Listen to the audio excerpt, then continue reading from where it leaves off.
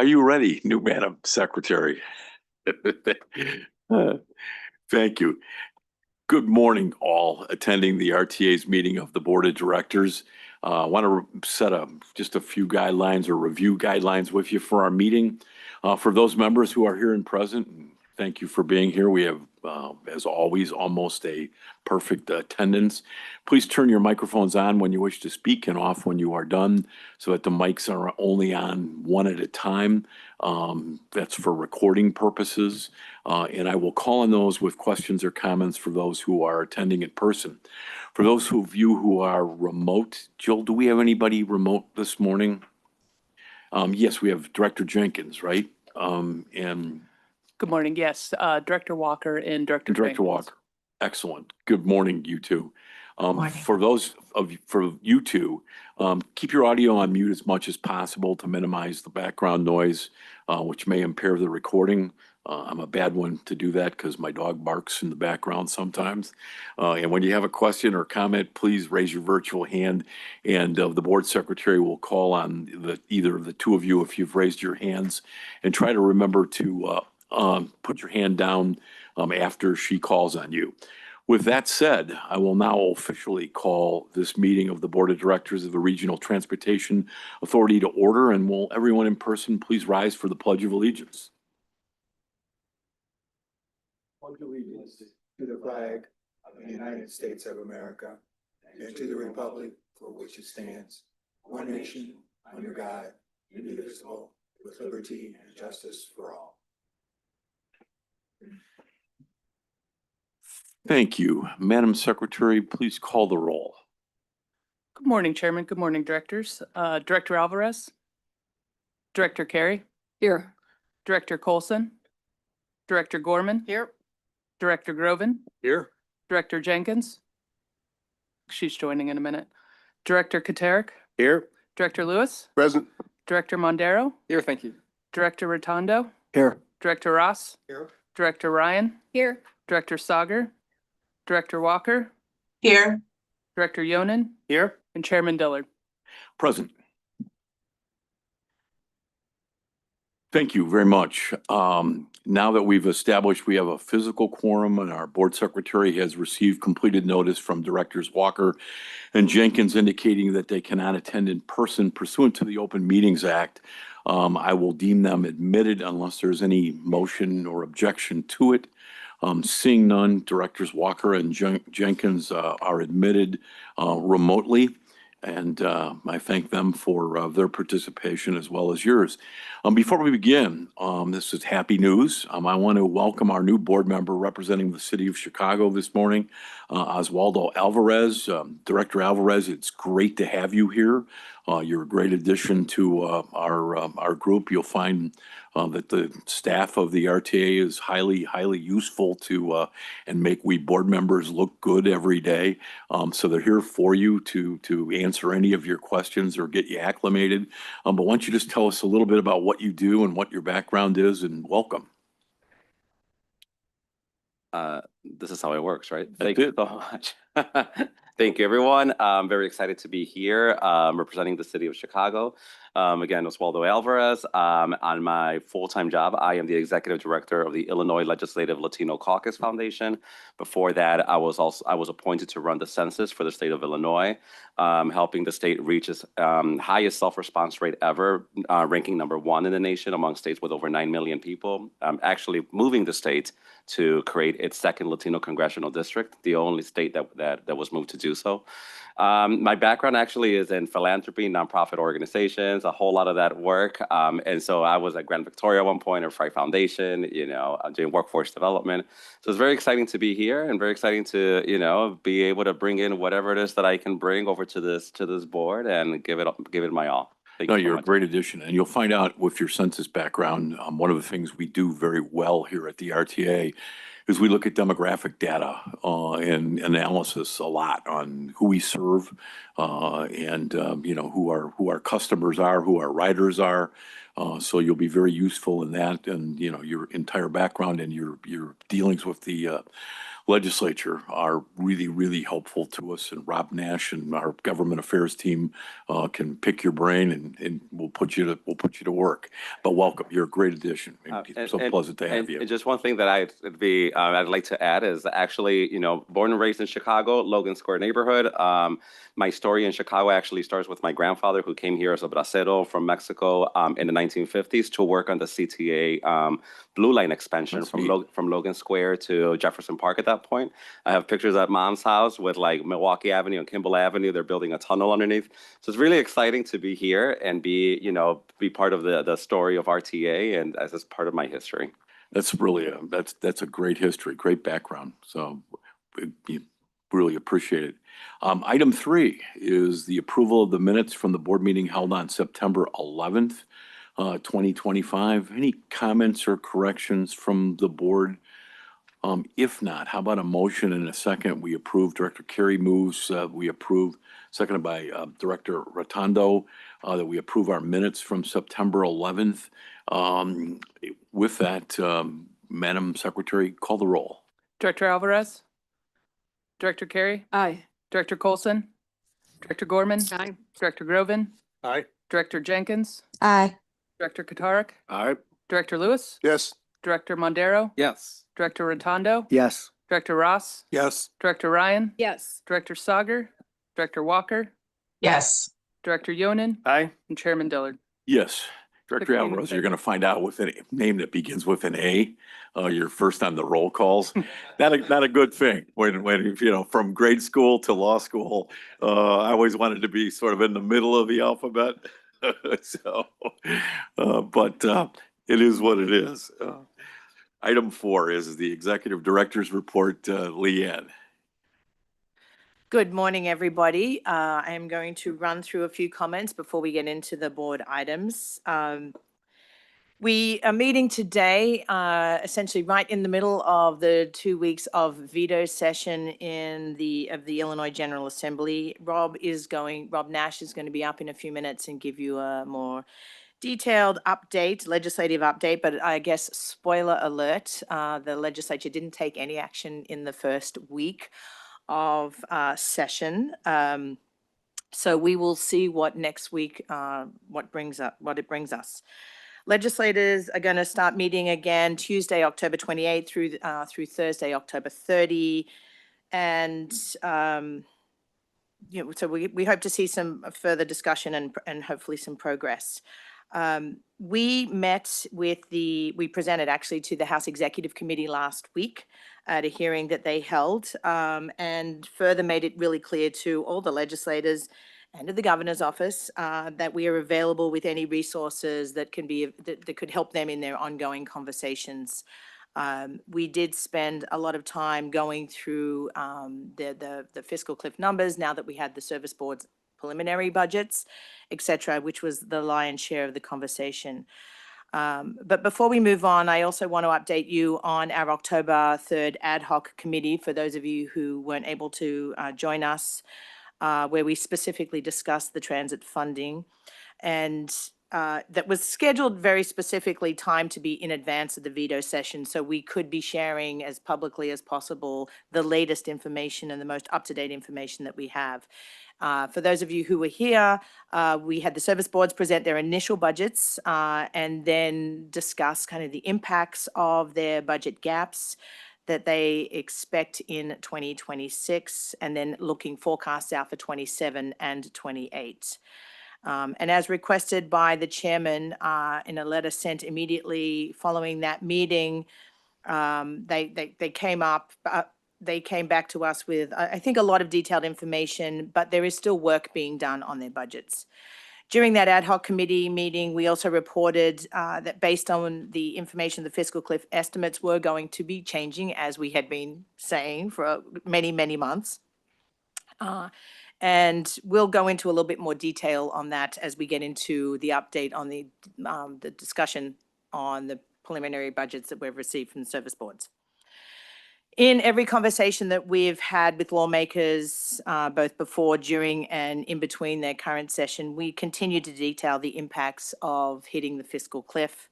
which begin happening in 26 and will grow exponentially if there is no further funding action, grow exponentially in 27 and 28. And so we've been really urgently encouraging them to act now rather than waiting for next year to pass both sustainable funding and the needed reform that is on the table. All right, so while we've had daily conversations, and they are daily, with legislators and many elected officials around the region, we've also worked to communicate to the public what is at stake and what we believe are the best solutions for lawmakers to pursue. Starting in 2021, we focused on broad advocacy efforts of engaging riders and really ensuring that our large and diverse transit community of transit advocates in the Chicago region were familiar with what was at stake and what the issues were at hand. Our Save Transit Now campaign engaged thousands of residents and riders from across the region directly in that effort. And we've asked them to, at that time, we asked them to visit our webpage that they could quickly sign and send letters to lawmakers, urging them to fund transit and pass reform. And more than 10,000 people have done so. But hundreds went even further and took the time out of their own schedules to write something very specific about their circumstances and or directly contact their legislature about their individual stories. To really talk about the impacts, the benefits of the transit system and what it means to them and what is at risk from their personal perspective.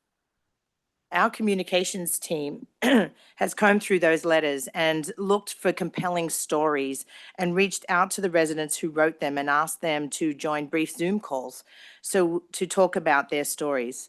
And with their permission, we have turned a dozen or so of them into of those interviews into videos that they've allowed us to use on social media. And I'd like to show you 2 of those right now.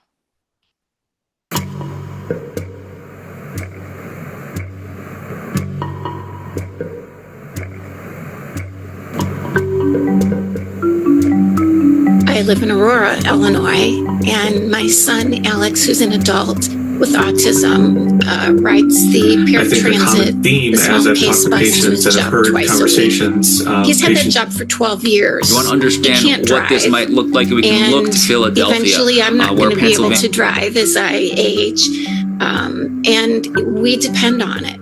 Anybody... Okay, sorry. All 3 went at once. Okay. Let's just do that again. Sorry. Operator error, my fault.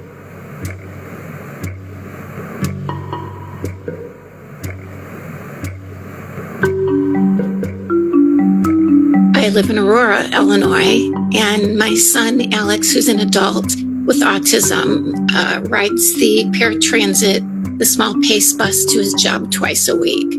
He's had that job for 12 years. He can't drive. And eventually I'm not going to be able to drive as I age. And we depend on it. Anybody who is disabled in any way that cannot drive, but can work or needs to go to a medical appointment, we need to help them get there. I just truly want them to look at individual stories, really get to know these people who depend on this, and not trying to be a winner for a political side, but be a winner for these people they're representing who desperately, desperately need this.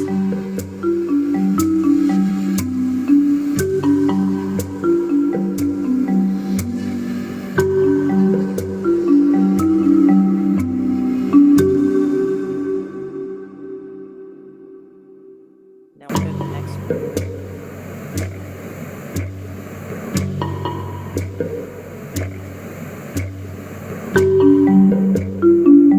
I think a common theme as I've talked to patients and have heard conversations of patients that are in the hospital is, often providers will come in and say, oh, we were scheduled for an appointment to see your doctor. Why didn't you make it? Why couldn't you go? And often the answer was, I didn't have a way there. My daughter, my son, my caregiver couldn't take the day off work. I couldn't take the day off work. I just didn't have a way to get there. My spouse was using the car that day.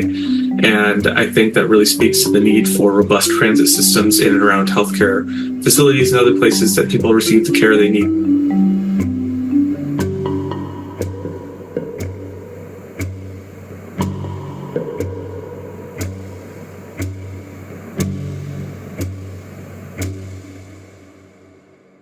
So in addition to those two videos, we've also written and published multiple blogs diving deeper into our legislative proposal, Transforming Transit, and why we think it offers our region the best shot at a safer, better connected and more reliable transit system. Our blogs have focused on the cost of inaction, the benefits of the transit system, updated readers on how peers across the country are handling similar fiscal cliff situations. And we know not everyone has the time to sort of dig into sometimes wonky blogs and more detailed sort of analyses. So we've taken some of those blogs and turned them into short explainer videos that are under 2 minutes and can quickly be viewed and shared via social media. So I'm going to just quickly show you one of those, and you'll recognize one of our government affairs staffer who's been looking at us on the screen here, Kyle Whitehead, who has been really great in working to help us disseminate this information and give quick, succinct summaries. You want to understand what this might look like, we can look to Philadelphia, where Pennsylvania lawmakers have been unable to reach consensus on a funding package. So as a result, the transit system has been thrown into chaos. SEPTA, the transit operator there, has implemented major fare hikes, major service cuts. You're seeing stories of nurses struggling to get to their shifts at the hospital, parents who are worried about how to get their children safely to school. Now lawmakers have stepped in with an interim solution, taking away funding that had been planned for future maintenance projects and using it right now to try to restore service. This means in order to keep service running now, you're potentially jeopardizing future projects for upgrading tracks and stations and equipment. This is not the type of solution we want to see in Chicago. We need sustainable funding and reform that's going to set the system up for long-term success. Visit SaveTransitNow.org to sign a letter to your lawmakers urging them to support sustainable funding and reform so we can build a better transit system for all who rely on it.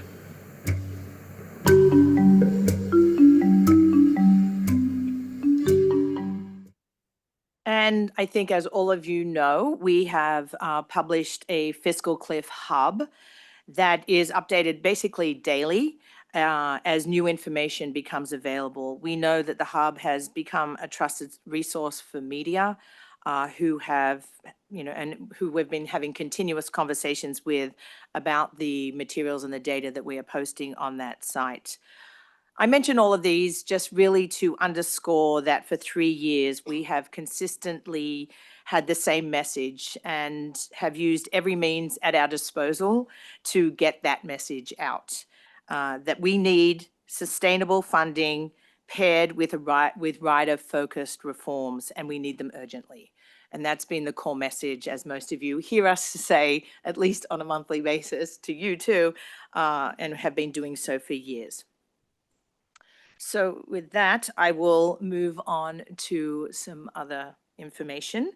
I just want to take a quick moment to highlight an important staff accomplishment and a milestone of progress towards implementing our strategic plan, Transit is the Answer. The RTA received the 2025 Best Practice Award from the Illinois chapter of the American Planning Association for its recently completed RTA Travel Information Action Plan. The award honors organizations like the RTA that have effectively demonstrated innovation, community engagement. Projects are judged based on their originality, their implementation, and the potential of transferability to other communities and organizations. This work represents really the first phase of implementation of a major action item within our strategic plan. That is to provide clearer and more accessible and accurate real-time information to riders. The creation of this action plan was accomplished through months of collaboration between the RTA, CTA, Metra, and PACE, and builds on really more than 2 decades worth of work to continuously improve customer-facing information.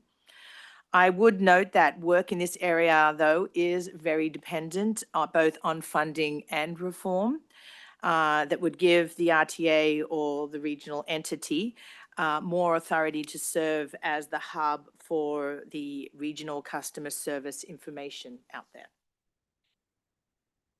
So next slide. I don't have to say next slide because I'm doing it myself. I'm telling myself to, sorry. Force of habit. I will stick to, I'm going to stick to a federal update because as I noted, Rob's going to come up and talk about some state updates. As you're likely aware, Congress didn't reach an agreement to continue to fund the government for the end of the fiscal year at the end of September.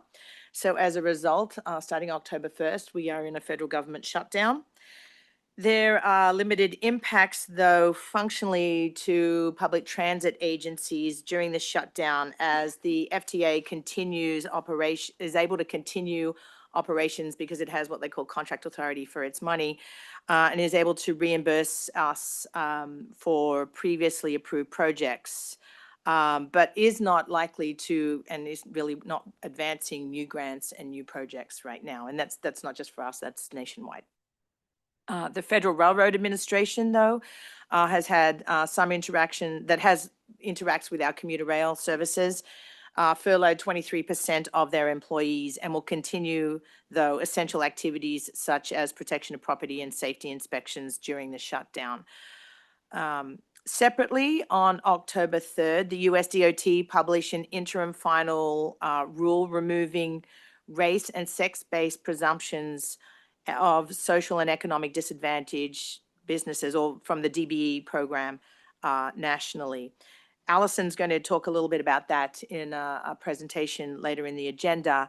But as a result of this change, US DOT paused the disbursement of some large grants, including $2.1 billion in remaining funding for the CTA's Red Purple Modernization Project and the Red Line South Extension, while it conducts a review of the projects and their contracting. Several members of the Illinois congressional delegation have sent a joint letter to US DOT Secretary Sean Duffy expressing concern about that funding pause and requesting additional clarity on the review and its requirements. As I noted, item 5C on today's agenda is an information item for you to just talk a little bit about that DBE interim final rule, just so you're up to speed on what that rule looks like and what actions and activities are happening associated with it. Additionally, I'll just note that I returned from Washington, D.C. last night. I was there wearing my APTA chair hat, but it was, I think, also useful for us in our region as we continue. I was participating as part of what APTA calls its annual legislative fly-in, where we meet with, there was actually more than 100 plus meetings on the Hill yesterday across from representatives across the country, agencies and private sector businesses to talk to the congressional members about the role, the benefits of public transportation to our individual communities, as well as the U.S., the national economy. I was specifically participating in a series of committee staff discussions and met with Senate and House Appropriations Committee, the Senate Banking Committee, House T&I Committee, and the THUD Committee staff as well to talk about, and largely our focus was on funding, a combination of fully funding the 26 appropriations to the IIJA levels, which didn't get settled before the government shut down. So we hope they get right back to that and we can continue to see the build upon the strong level of funding that the federal government has been giving transit across the country for the last several years. Hopefully that will continue with the 26 appropriations. But as importantly, the Federal Surface Transportation Bill expires September 30, 2026. And we are already in earnest working with both our congressional delegations across the country, as well as committee staff on what we look to see from that future reauthorization, both from funding levels, again, thinking of the IIJA as the floor, not the ceiling, and build from there. So we will have sufficient robust funding for public transportation going forward for the future 5 years, as well as conversations around key policy improvements that we would like to see in that future bill. So, sorry, I probably went on a little bit too long about that, but I think it was well worth the 24 hours that I was in DC for that conversation, but and there'll be a lot more coming in the coming months. All right, just as we wrap up here, for today's agenda, we're going to get an update on the 26 budget, as I noted, but I want to just take a quick moment to remind you of some next steps associated with that budget. At our November 20 board meeting, we'll be joined by leadership from CTA, Metra, and PACE to present their final or their approved budgets that their boards will have approved by then. On this slide, you can see the various county board presentation dates along with the service board that we'll be presenting, along with the service boards presenting the regional budgets as well. We have continued to Joey has reached out, I think, to all of you to connect with you on the specific dates as it relates to the meetings in your region, and I hope that you are able to potentially participate in those. And then finally, I just want to note that we will have a public hearing, a full public hearing on the entire region's budget on Thursday, December 4 from 4 to 6 p.m. That meeting is virtual, and again, I encourage you to potentially join us and share that information with people who may want to join the meeting as well. We will also be asking for your vote on the regional budget at the December 18 meeting. For today, the rest of today's agenda will include a financial and legislative update, as well as presentation on the summer 2025 customer panel survey results and one action item regarding expenses. And then we will conclude the meeting with public comment. And with that, Mr. Chairman, I will turn it back to you. Thank you very much, Leanne. Any questions or comments for the executive director at this time? Yes. Director Leanne, Lewis. just curious, did the cessation in federal funding have any kind of a red state, blue state hue to it, or was it just pretty much across the board? So the only, there's been 4 projects halted nationwide, 2 of which are in Chicago. As I noted, the Red Purple modernization and the Red Line South extension, and 2 in the New York, New Jersey area. While, and Allison will explain this a little bit more, while the DBE program rule, that is what they're using to halt the funding, the change in that rule to halt the funding for those 4 projects, the DBE rule changes affect every federally funded project nationwide. But at this point, there has been no other holds put on projects that anyone has been notified of. Anything else? Let's move on to item 5A, which is the monthly financial results for August 2025. And Sarah Rubino is making her way to the table. Morning, Sarah. Good morning, Mr. Chairman and Directors. I'm Sarah Rubino, Principal Analyst. This will be a brief update on the financial results of the service boards now through August. Oops, I went the wrong way, I guess, huh? Oh, sorry, I didn't click far enough. One more. That's okay. Okay, CTA, Metra, and Pace Suburban Service each continue to report favorable to budget operating deficits ranging from 7 to 13% due to lower than budgeted operating expense performance. ADA Paratransit's unfavorable operating deficit variance has grown to $21.3 million or 12% through August. Note that we are still comparing to the original 2025 ADA Paratransit budget here in advance of PACE's proposed budget amendment, which contains the approved ADA funding solution and will be considered next month. The system-wide operating deficit of the service boards, including ADA Paratransit, was about $1.9 billion. This result was 142.1 million or 6.9% favorable to budget.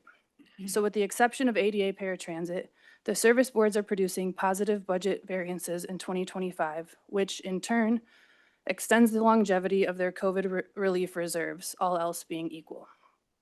The impact of these 2025 variances on COVID reserves has been taken into account in the Service Board 2026 budget submittals, which will be presented later in today's meeting. As a region through August, we've used about $2.9 billion or 81% of the total COVID relief funding and related reserves allocated to the system.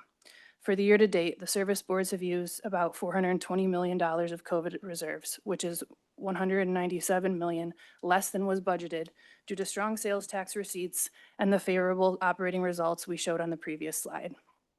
And that concludes the monthly update on the financials. Back to you, Mr. Chairman. Thank you. Any questions on August performance? It's pretty much as we knew it was. Thanks, Sarah, Thank very you. much. 5B is the legislative update, and Rob Nash, who's had his hands full for months, will make his way up. And Rob, I'll be down all week to give you company. Can I next stay here week in then? Springfield. No? All right. This one, right? Yeah, the big one. Good morning, I'm Rob Nash, Director of Government Affairs. Here to give you an update on activities at the state level. As Leanne mentioned, RTA staff presented an update on the 2026 through 2028 fiscal cliff to the House Executive Committee on Wednesday, October 15th, and conducted some additional briefings with members of the Senate Democratic Caucus later that same week. As we've noted, the reduced cliff numbers help to delay the most severe impacts on riders and employees, but we will not avoid these cuts unless additional revenue is identified. Even with the smaller gap in 26, the system will still have to consider fare increases and potential service cuts and layoffs in order to manage through the end of the year. And in 27, we will have exhausted all available federal dollars, positive budget variances, and other discretionary options we have brought to the bear this year. As part of the House Executive Committee hearing, CMAP was also asked to review the cliff and project operating funding gaps in 27 and 28, as well as estimate potential new costs included in House Bill 3438.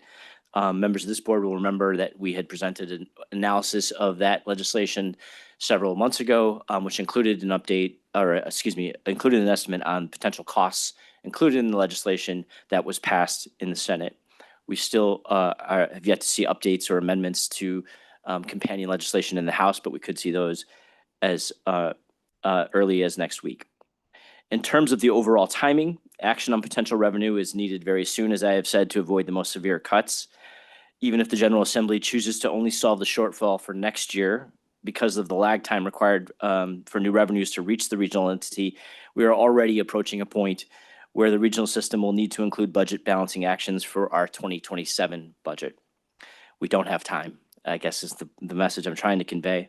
As we've noted, these financial pressures will come in waves and begin to compound the longer we wait. And finally, while we remain hopeful for funding and reform proposals in the near term, we're continuing to remind lawmakers that an exemption on the recovery ratio expires in 26, and as well as other reforms to the ratio that must be taken into consideration as the overall funding and reform proposal makes its way through the General Assembly. So work remains to be done, not just on the overall situation, but other interim steps that will need to be taken if that sort of comprehensive solution is delayed or consideration of it is delayed. The General Assembly returns next week, as we've noted, for veto session scheduled for Tuesday through Thursday, 28th through the 30th. As the chairman just noted, we will be down. Happy to answer any questions on status and timing, but I think, unfortunately, what's in the public realm is about all we know at this point. Thank you. Dr. Sagar? Rob, thanks for that report and overview. I'm grateful for that. I want to just go back to last week's House Exec Committee meeting and you all's efforts there, Leanne and Rob. You know, there's been a lot of people out there who watched that hearing, who were very interested across, I think, the region. I appreciate the objective nature of your report. Now I want to push you all just a little bit to more of your subjective thoughts, I guess, regarding the tenor of the committee itself and the questions that they posed. What did you walk away with? How did you, were your heads held high and feeling pretty good, or were your chins down to your chest, and kind of what did you talk about right after that meeting in terms of holy blank?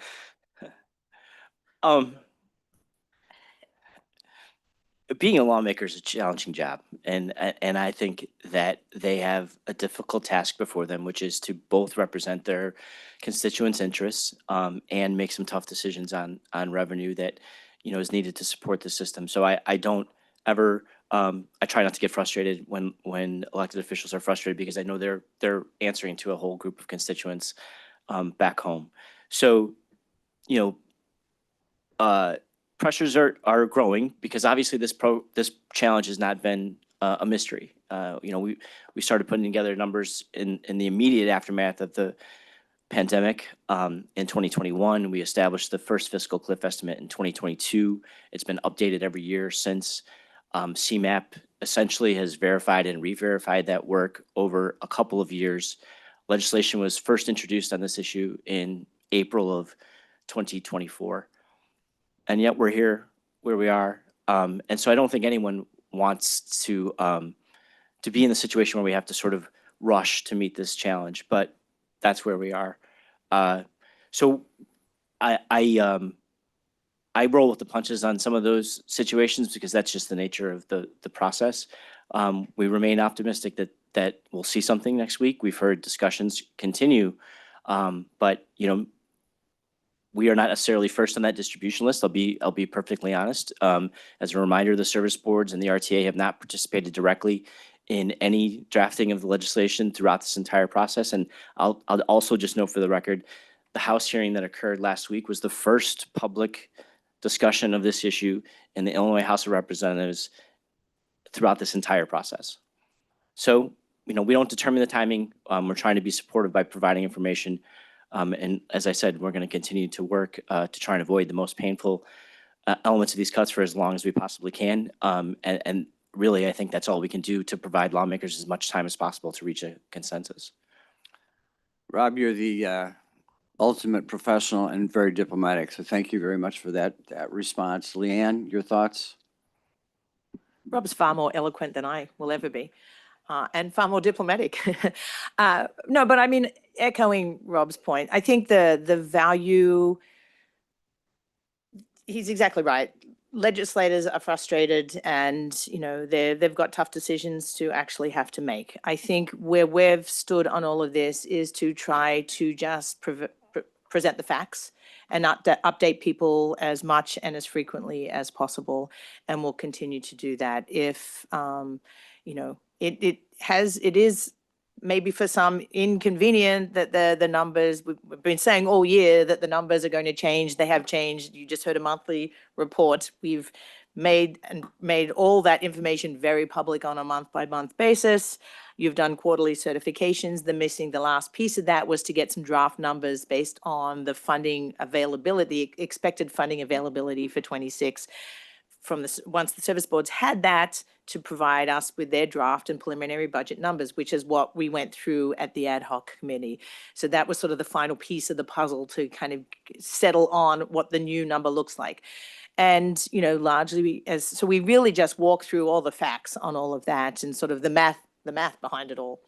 I think one of the challenging complexities in all of this is that, sales tax, as we know, has been continuing to come in strong, and that has sort of put us all in I would say, sort of a slightly more positive space in terms of buying a little bit of time for when the actual service cuts have to happen. But as Robert said many times, the other point we were making to the legislature is the impacts of the shortfall are already in effect, right? We're already proposing fare increases.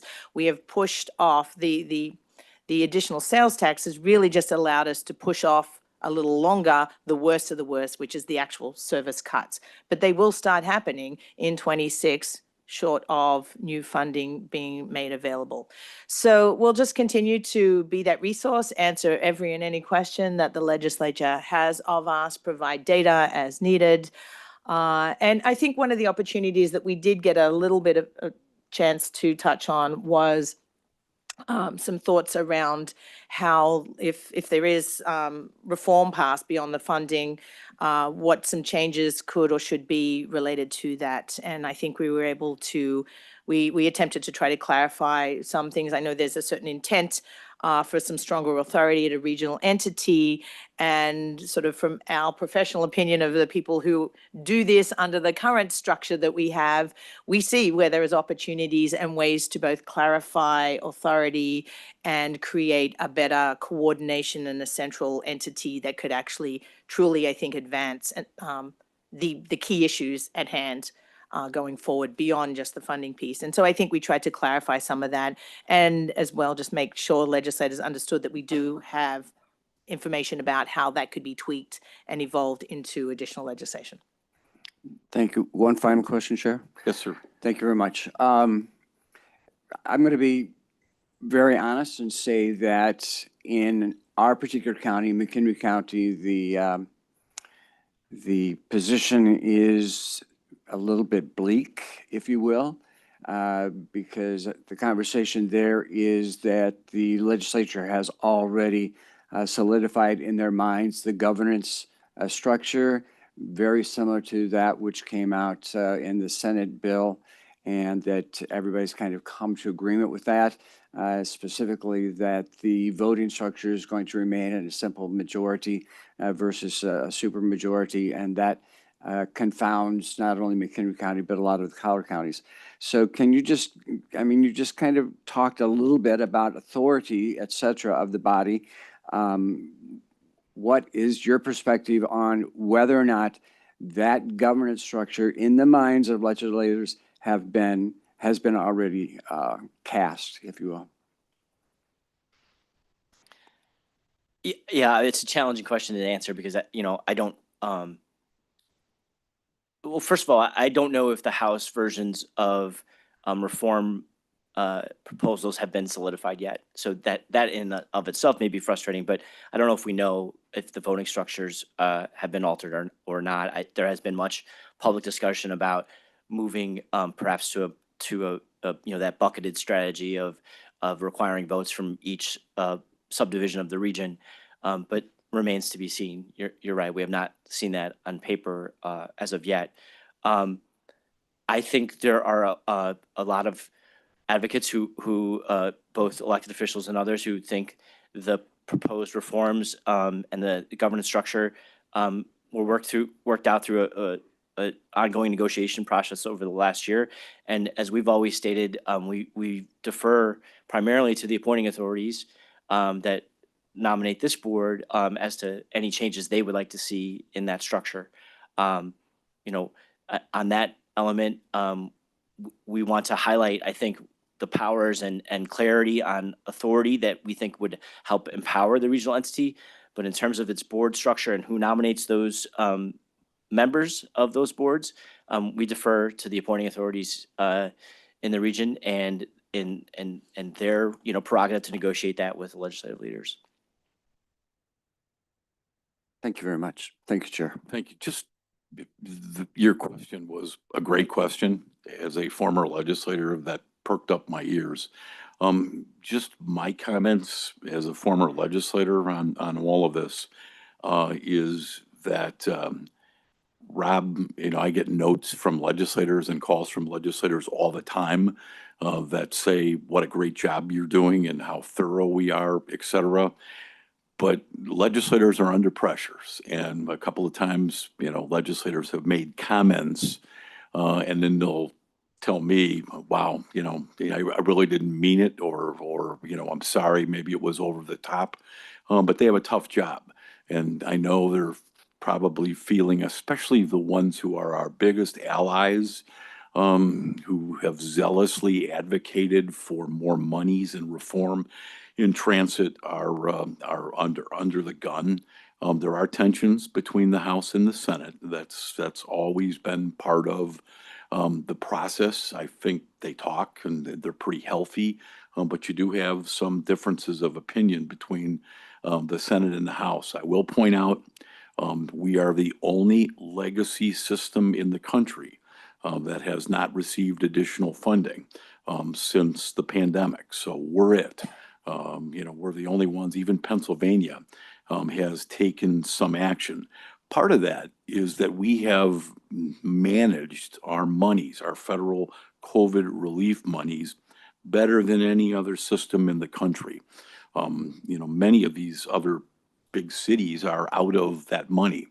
The credit goes to our staff, but really the three service boards, with our direction, have managed that money very, very, very well.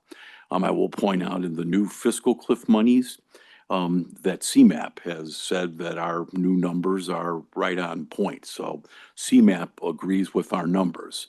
I always kind of smile when I read comments from legislators because the sales tax numbers come from the state. They're the state. They have those numbers and their staff have those numbers before we get them.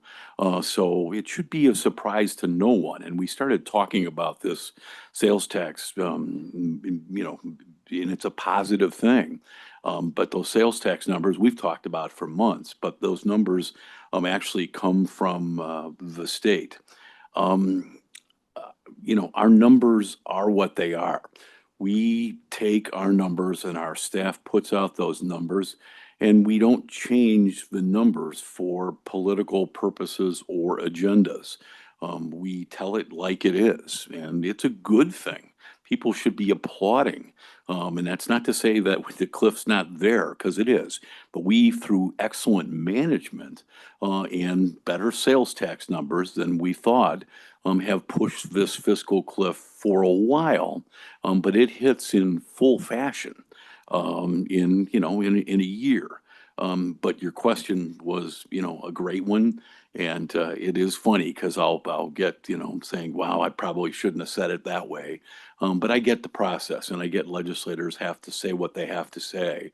I used to be one of those. So sometimes my rhetoric was probably, over the top where it shouldn't have been. But, I'm performing for my constituents, not necessarily for Rob Nash or Leanne Redden or us. But your question was a very good question, and I'm upbeat. And Rob, you're doing a magnificent job as people tell me constantly. They go, hey, your guy, Rob Nash, as well as our whole team of Anthony and Kyle, are they're doing a wonderful job. And Nora, please, please, please go back and tell your friends in labor, they're magnificent. I mean, Tim DeRay is incredible to watch him work from the AFL-CIO in Springfield. Our friends in organized labor keep us from going crazy down there because we know we have real important allies. So tell them how much we appreciate what they do. But great question, Doctor. Thank you. Who else had questions? Nora. Thank you, Mr. Chairman. So I will say, as I sit in these meetings, I don't feel the sense of urgency. I feel the sense of urgency when I talk to labor, when I talk to ADA advocates. But in these meetings, I don't know if anybody else feels that way, but our language isn't strong enough. What we're saying, what we're doing, I just feel like I come here and it's just no, it's a problem, it's coming. But it's I just feel like we as the RTA need to be doing more to really sound the alarm. And are you guys working with labor and ADA advocates? And why are we not doing press conferences? Why are we not out there more? Why are we not doing more? Because also I'm hearing that they're not really hearing from the RTA and from the service boards, and so it's there's a lot of mixed messages. Are you reaching out? Rob, you mentioned you guys aren't in the room. That's a huge problem. Why are we not in the room, right? Why are we not fighting harder to get in this room? Why are we not asking labor to bring us into the room? How, if, the saying of what's the, if you're not at the table, you're on the menu. We are on the menu. So what do we need to be doing right now to get ourselves into that room?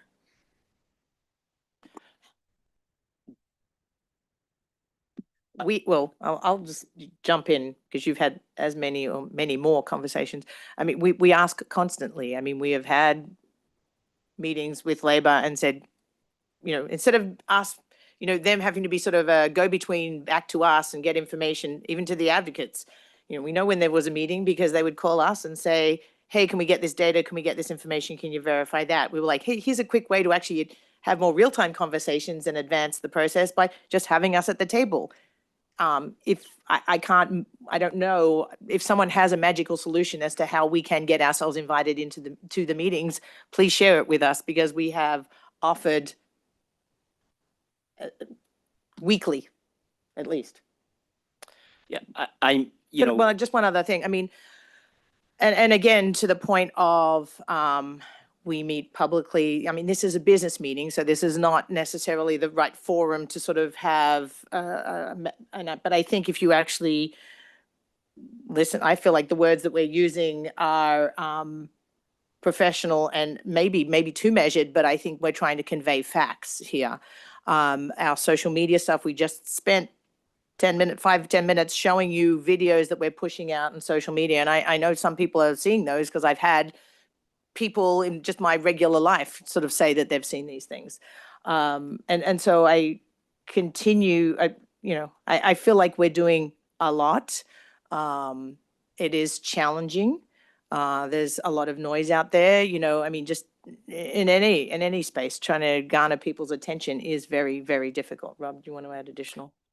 I mean, I think our record of highlighting the need to take action is pretty long and consistent.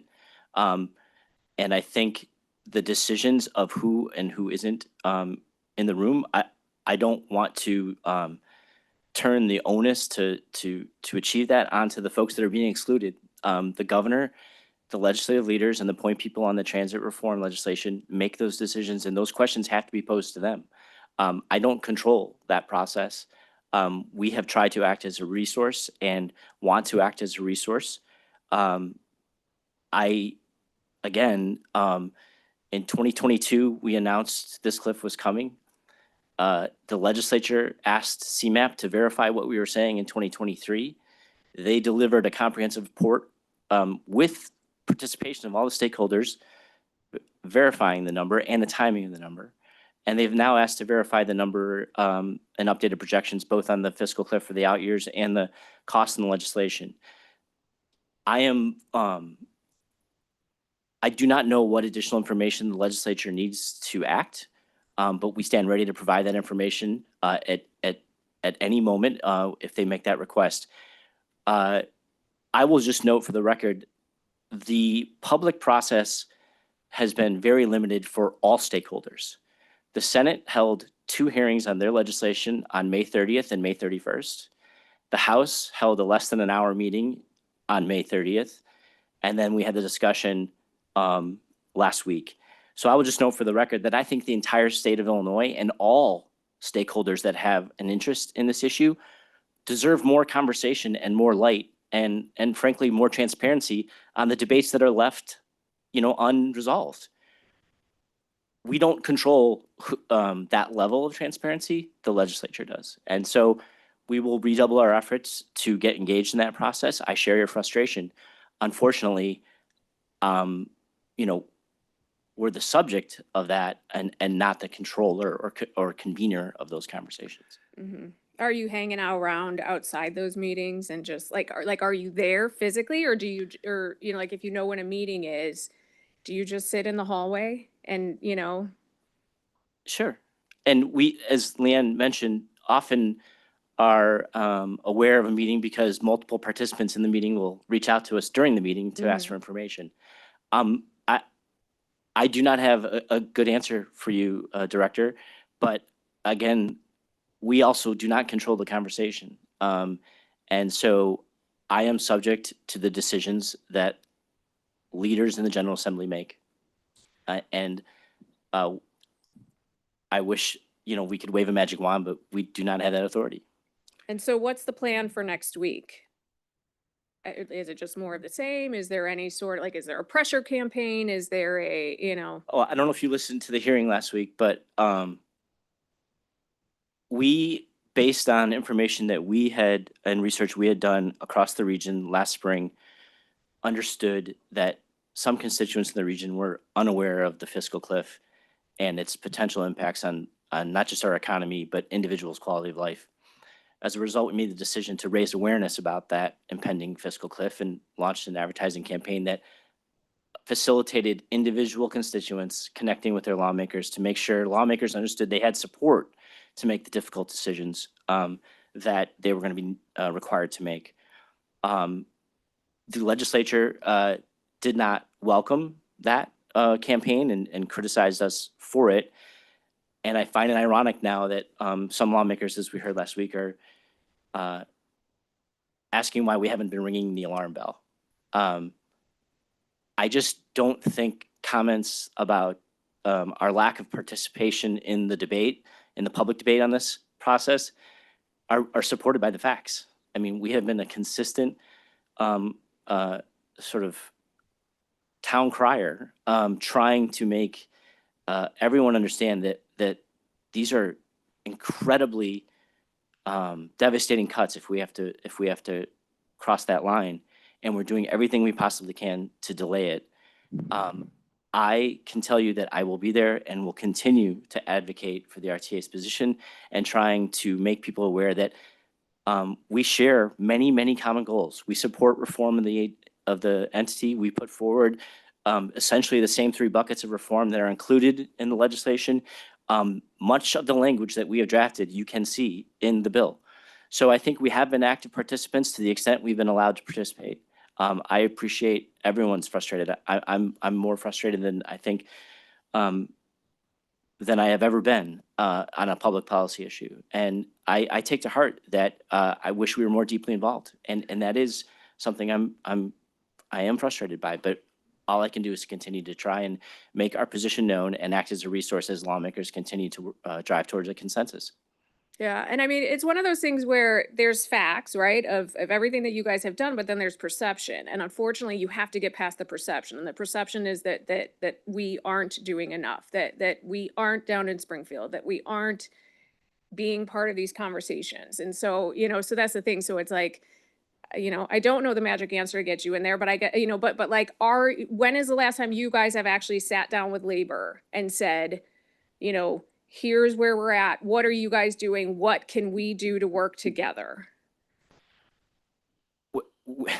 We meet consistently and offer to meet consistently with the stakeholders involved in this conversation on an ongoing basis. And so is labor saying we don't want to meet with you? Like, is that something I can help with being, like, so? No, we have met and have had great conversations with members of organized labor. I will just note that the legislation, the Labor Coalition and others are supporting eliminates this agency. And so it does put us in a difficult position to be strong advocates for the elimination of the RTA. So we are trying to focus our efforts on how that regional entity can be set up for success regardless of what form it takes. And that's why we've tried to focus our conversations and our advocacy around our 3 buckets of reform, and then sort of the clarity clause of empowering the regional entity to make decisions that look at the challenges the system faces from a regional perspective. That's the start and stop of our agenda. And so I have communicated, the RTA as an agency has communicated to legislative leaders and labor in the run-up to the veto session on both the fiscal cliff update and then some legislative language that we think would improve the proposal that is being considered today. So I will redouble our efforts to engage with everyone involved in this debate, but we are not a decision maker in that process. I mean, like, do we as a board need to take a trip down to Springfield? I know it's something we've thrown out before and you guys have said, no, we're good, but like, maybe we do. Maybe at this point, it's like, we are on the verge of collapse, and like, what do we need to be doing right now? Because this is a, 6-alarm fire and everybody needs to get involved. And so like, do we all need to hop on a Amtrak, right? Go down and see what the heck is going on down there and do what we can do to try to help get this figured out. Like what can we do? What do you want us to be doing in the next 7 days? Well, I think to your earlier point, for those that do have possession of the facts and understand the record of activity, yes, communicating that that perception is a misperception, I think would be helpful. I know some members of this board have participated individually in some of the conversations around legislation, and any feedback that those or others might have that you think would help better position the RTA is welcome. And yes, we do encourage every member of the board and every member of the public to reach out to their lawmakers directly and communicate their concerns. And if you choose to do that in person, that's certainly a choice the board is able to make, and we would support anything that you'd like to do on that front logistically. Okay, thank you. Nora, great questions. Just my comments to that, having actually just seen Leslie Odom Jr. from Hamilton in the room where and he sang the room where it happens at this meeting I was at. I'm going to be down there. So I want to lock arms with Tim Dre, and I will tell Tim, you know, hey, take me with you as your Siamese twin into any meetings that are there. You need to know that there are groups that are out there that clearly, and it goes to Dr. Sager's question on things like the extraordinary majority voting requirement, that don't want the RTA in the room. They want to change the makeup, they want to change the political balance regionally, and they don't like things like our voting requirements on the budget. So there are groups that do not want the RTA around for their own purposes. You know, I, like Rob mentioned, I laugh, and I told this to a senator the other day, where they go, well, where are you? I go, well, you all criticized us when we ran TV ads because you didn't want the pressure. And, you know, I smile because they have apparently forgotten that many of them criticized our ads. As was put up in the board, and it's extraordinary, 20,000 letters from constituents have gone to state legislators, primarily based off of that advertising campaign that we ran. But 20,000 letters in today's society, when people are as busy as they are, is an avalanche. I've penned an op-ed piece, which I hope the Tribune will run next week. We'll see if they run it. They obviously have some, and I read what they do and I see who they give columns to or op-ed pieces or half pages to. But we'll see if they run that. So that'll get some people's attention as well. And again, any member of this board, you ought to this week talk to your appointing authorities, talk to any legislators that you know, and I'll lock arms with Tim, as I said a little earlier, you know, with organized labor, and I'll try to get myself in the room where it happens. But your questions, you know, I have the same frustrations that you do, Director Ryan. Yes, sir. Dennis Mondero. Thank you. Thank you, Director Ryan, for bringing up what we all know, that this is a life and death situation for thousands of families. You know, to echo what you just suggested, you know, I've been proposing an easy lift is for this board. Let's all get on an Amtrak train next week and go to the legislature, whether they want us there or not. It's more powerful when we are all there together. I don't know, I'll make a motion for it if anyone will second it, right? And I think that while we may have differences as to what governance might end up being, what we all share in common is a desire to get a lot more funding for public transit. And having those conversations in person in Springfield is important.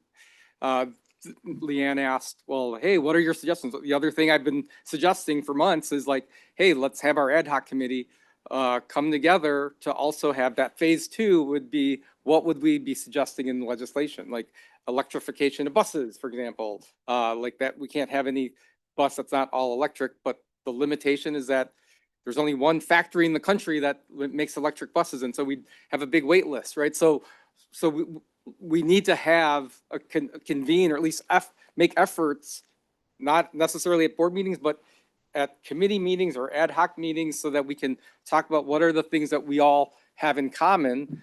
We know that there may be governance issues that we won't have in common, but what are those things in common? There's no venue for it right now. We need to have that venue for us as leaders, so that someone else that's not been appointed by the suburban leaders, the city leaders, we're the ones that were appointed by the mayors and county leaders. We should be having that more proactive stance that Director Ryan's talking about. So I echo that. And again, I've been asking, we don't need to have a fancy reception in Springfield. Just pick the day next week, Tuesday, Wednesday. I'll drop everything I'm doing and I'll jump on an Amtrak, and let's just go there together. And we're more powerful when we do that. Thank you.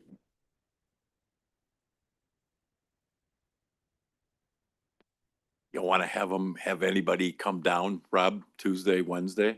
Everyone is welcome to attend in Springfield. I just, we should have a conversation about, this board has never established an official position on the pending legislation. And that would be a question that I think would be asked of anyone engaging with folks. So there's a couple things in addition to that we could walk through. But absolutely, in-person advocacy is always welcome and encouraged. And on the pending legislation, I mean, I've said, and I said it to the city club in January, that, we laid out a strengthened RTA, but there's reform in there. And if it transfers over to NIDA or NIDA, whatever they want to call this new board, so be it. But, the strengthened RTA with those reforms was sort of where I was at. But I'm a realist, and if it's going to be a new board, I just want to make sure that they pick up the kinds of reforms we had. I have made one comment that I thought that to legislators, but I thought the chair of whoever that board is going to be, knowing that what the time commitment's going to be, especially if there's new funding of that chairman, they should probably leave the salary for that chairperson up to the new board, just depending upon the time. The new board, you should all know, the salaries are 15,000, not the 20,000 or whatever. So they've reduced that, and that's fine. That's their way to do it. But I just think whoever the new chairman's going to be, whether it's whoever that will be, I would suggest to the legislature that they should do it like the CTA does it and leave it up to the board, because I think you may limit the kinds of candidates that whoever is going to appoint that person, whether it's the chair of a new board, that should be remain up to the new board as to what that's and maybe you'll find somebody that'll do it for free. So, you just don't know who you're going to get, but I don't think you want to limit the selection pool for whoever the chairperson is of the new board, whatever it will be, to somebody who may, the time commitment's brutal. I just know how much time it eats up of my life to do this. And you forget about Washington and Springfield trips and all the other trips you have to take away from your daily life or daily business. And I think they should, whatever they're going to have as a board, the chairperson's salary, this is just me talking, and I've talked to all of my predecessors. I call them all. And Sam Skinner, who was around years ago, was astonished that the compensation for the chairman was the same as it was in 1983. And I told him, it's been diminished since 1983. And I know what other cities do, but I just know whoever takes over the new spot, especially if there's new monies, is going to have to spend probably half their life on NIDA or NIDA or whatever it's going to be. Director Koterek, you're a veteran of down there. Director Alvarez. Thank you. Just a quick question. In terms of the RTA, in terms of the revenues, right? Because of course we're advocating for it to be funded, right? And the big question is, where are we getting the money from? like, do we have a stance as an RTA of where we would like that money to come from? I mean, and I'm thinking just as we're thinking about the advocacy and thinking about going on to Springfield, just to know that what has the RTA said that they are backing? Yeah, so a couple of things. Back in 2022, when we did a strategic plan for the region, that was really one of the first real ways when we first sort of laid out what the fiscal cliff, the pending fiscal cliff would look like and when it was likely to hit. We did an extensive amount of analysis and work and put together a list of, it was 11, I believe. Yes, it was 11 potential funding solutions that could support transit for our region.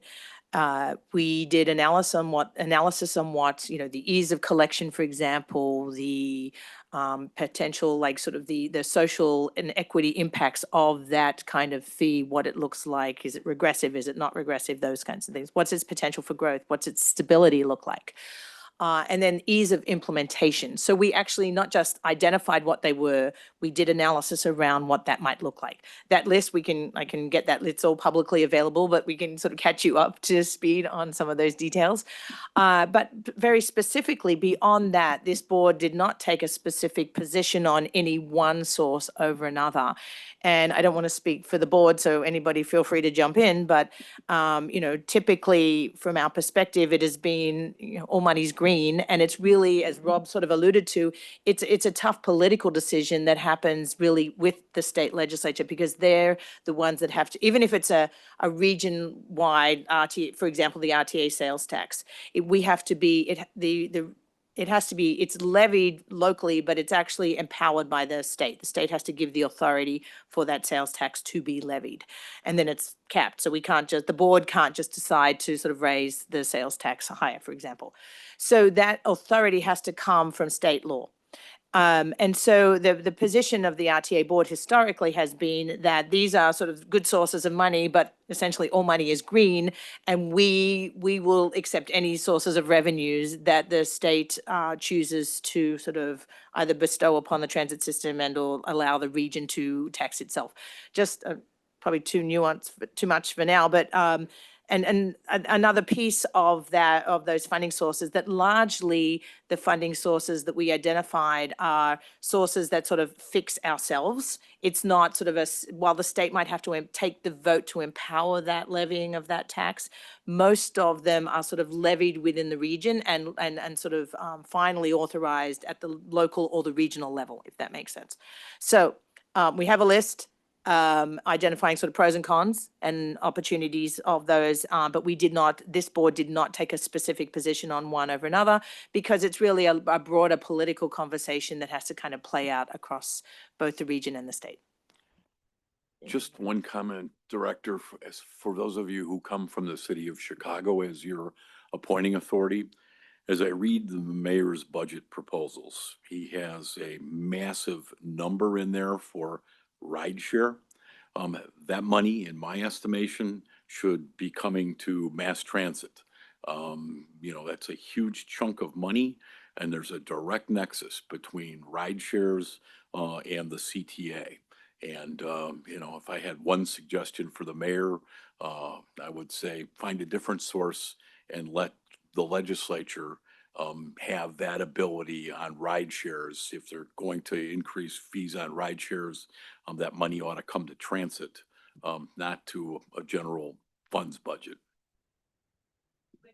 And yeah, well, when we'll share with you that list of those revenue sources. But I think when you look at the list too, many of them are sort of fund sources sourced from sort of our local region. So it's sort of us, the region, and empowering the region to sort of tax itself, if you will, to sort of fix and support the transit system.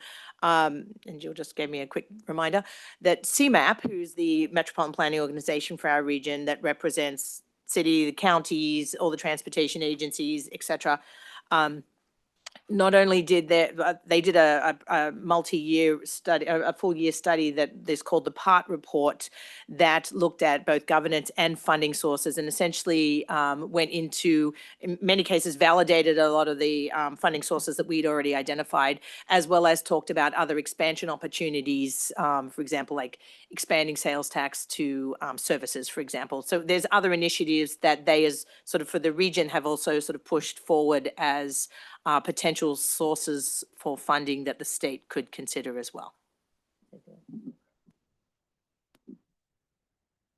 I think, I know Director Kutarik may have wanted to speak, but it looks like he has stepped out. But I will just say for the record, if anybody is interested in going to Springfield next week, as we've said many times, just let us know.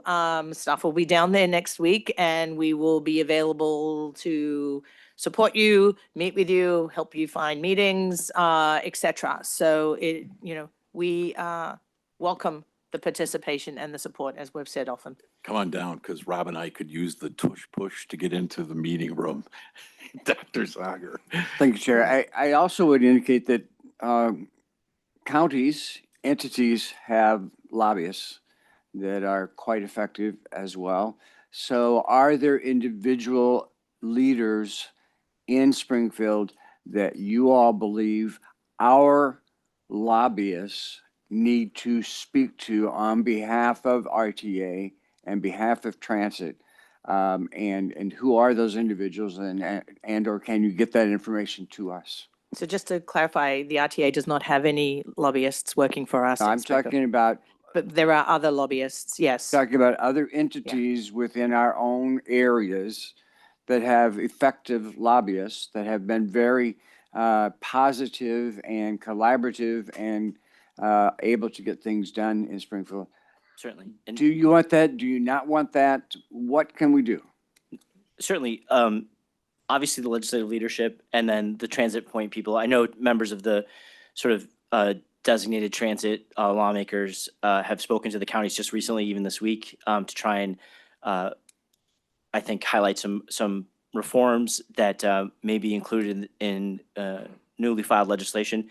But obviously, Leader Evadina Delgado in the House and Senator Villalobos in the Senate are sort of the point people for the two, for the Speaker and for the Senate President. But the President and the Speaker himself are also obviously people to communicate with. And then obviously the delegations for the counties, the lawmakers that represent the counties are always important. But we can certainly get you that full list, Dr. Sauer. Thank you. Thank you, Chairman. Thank you, Dr. Sauer. Director Carey. I want to address a couple things. I think the level, going to Director Ryan's comments, the level about the level of frustration on this board and for our staff has been tremendous for 2 years now, if not a little bit longer. I want to not discount, I want to recognize the work that the staff has done. I think, and that this board has done. And we've raised our voices. No, we have not taken, and it was a deliberate decision, I believe. We have not taken a position on the legislation. We are the entity that, starting going all the way back to the MMA bill, that they want to blow up. And that could be the right way to go. At the time, some of us didn't think so, but that was our personal opinion. And now there's the Senate bill, which creates NEDA. So we're the entity that is going to be changed one way or the other. We're going to be changed. So I'm not sure, while I think where they needed us was in the room from the very beginning, where we fought to be in the room and we weren't invited.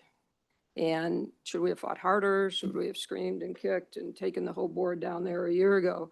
Maybe we should have. I don't know. But at this point, I'm not sure if we all got on a train and went down there, we'd probably sit in the hallway. I'm not sure we would be terribly effective. I'm always willing to do it. In the past week, I've talked to both my state senator and state rep about the issue. I think that's where we can be effective.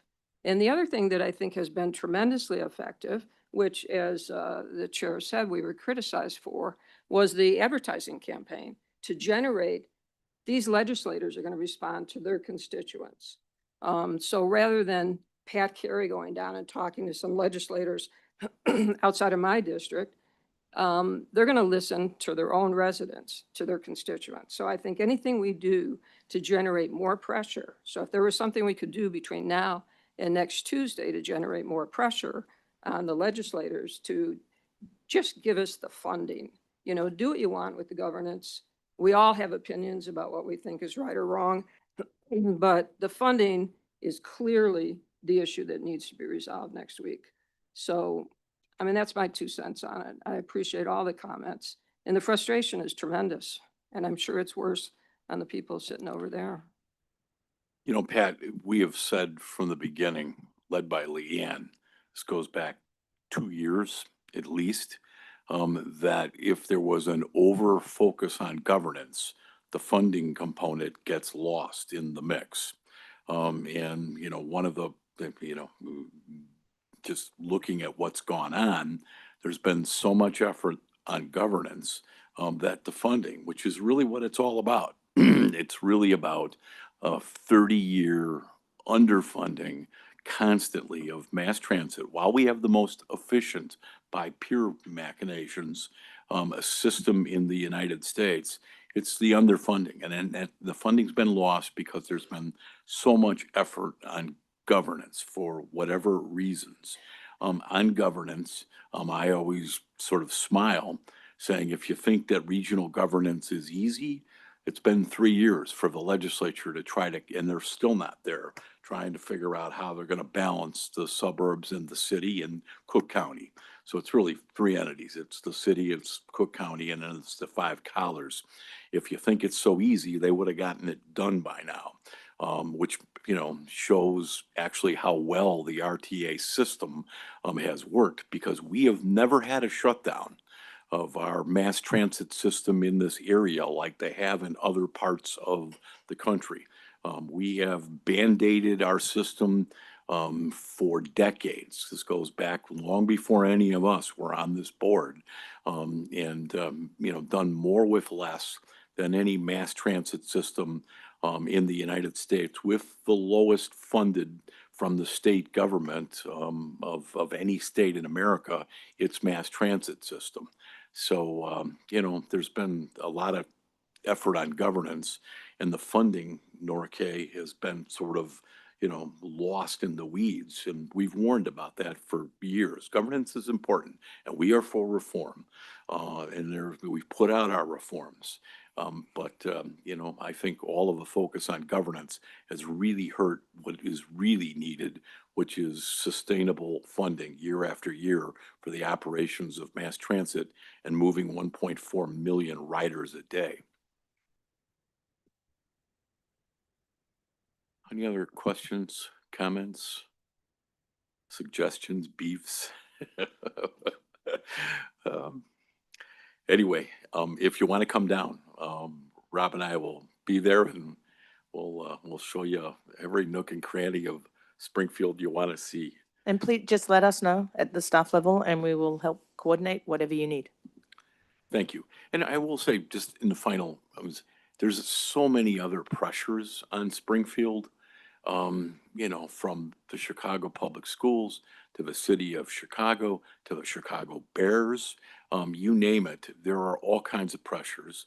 And as Director Alvarez will know, with the situation going on nationally, with what's going on with the National Guard's presence in Chicago, that's taken a tremendous focus of many of the city of Chicago's legislators, not just Latino legislators, but legislators in general. And there's just so much going on, and so much, so many issues that transit, while it ought to be, I think, at the top because of its economic development and importance to Chicago, has to compete with the energies.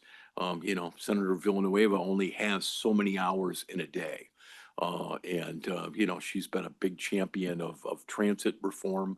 But, she's up to her ears in Pilsen and, in Little Village issues that have got her on behalf of her constituents, working every day. So there's lots of other pressures out there. Just want to say thank you so much for recognizing that. I mean, it has been very tremendously hard to remain focused when our families are being abducted in our neighborhoods all throughout Chicago and the suburbs. Thank you No, so much for recognizing absolutely. that. I very much appreciate that. And these legislators, they work hard.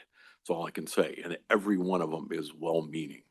So hopefully we'll have some movement this week in Springfield. But I thank you all for your comments. And Rob, take your vitamins. So, and I'll see you down there, buddy. Can we move on to item 5C?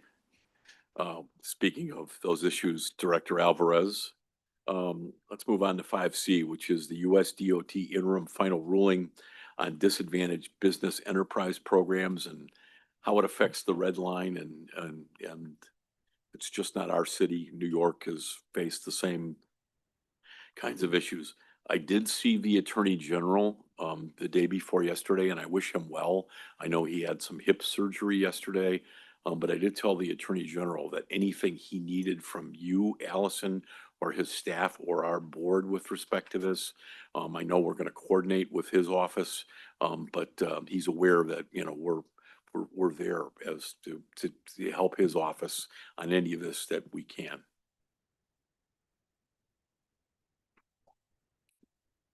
Okay, all right.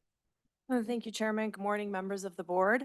I'm Allison Novak. I'm the General Counsel, and as Leanne mentioned earlier, I'm here today to update you on the recent rule change to the Disadvantaged Business Enterprise, or DBE program, and its impacts thus far in our region.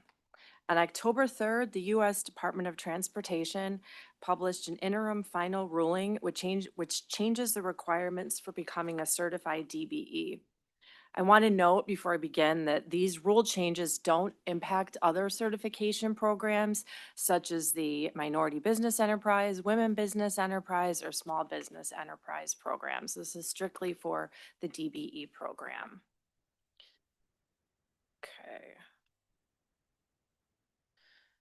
Okay.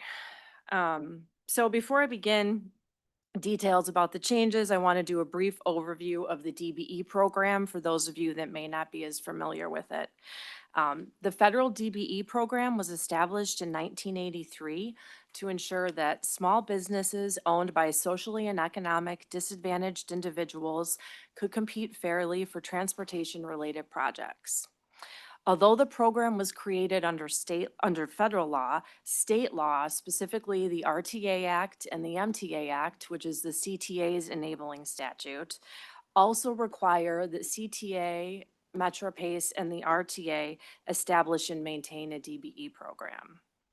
As I have on the slide, a DBE is defined as a for-profit small business that is at least 51% owned by one or more individuals who are both socially and economically disadvantaged, and whose management and daily business operations are controlled by one or more of the socially and economically disadvantaged individuals that own it. Okay, so what does the rule say? All right, so as I mentioned earlier, the interim final rule was published on October 3rd. Typically, when a rule change occurs, a notice and comment period precedes the effective date of the rule. But in this case, the interim rule was effective as soon as it was published. The comment period opened after the effective date, and it currently remains open until November 3rd. The justification for making the rule change effective immediately was based on the government's determination that there was a need to cure, quote, constitutional infirmities, unquote. In other words, the DBE program violated the due process clause of the Fifth Amendment, which affords everyone equal protection under the law. The Department of Transportation and the Department of Justice's determination was based on a case in Kentucky where a federal court had issued a preliminary injunction in September of 2024, finding that the DBE program's presumptions likely violate equal protection. The primary change to the rule relates to the removal of the race and sex-based presumptions. This means that an individual's race or sex alone cannot establish that the individual is socially and economically disadvantaged. Okay, so the new criteria to become a certified DBE, it must be met or up on the screen. But essentially, in general, a person needs to show that their own experience and circumstances in society have led them to be socially and economically disadvantaged.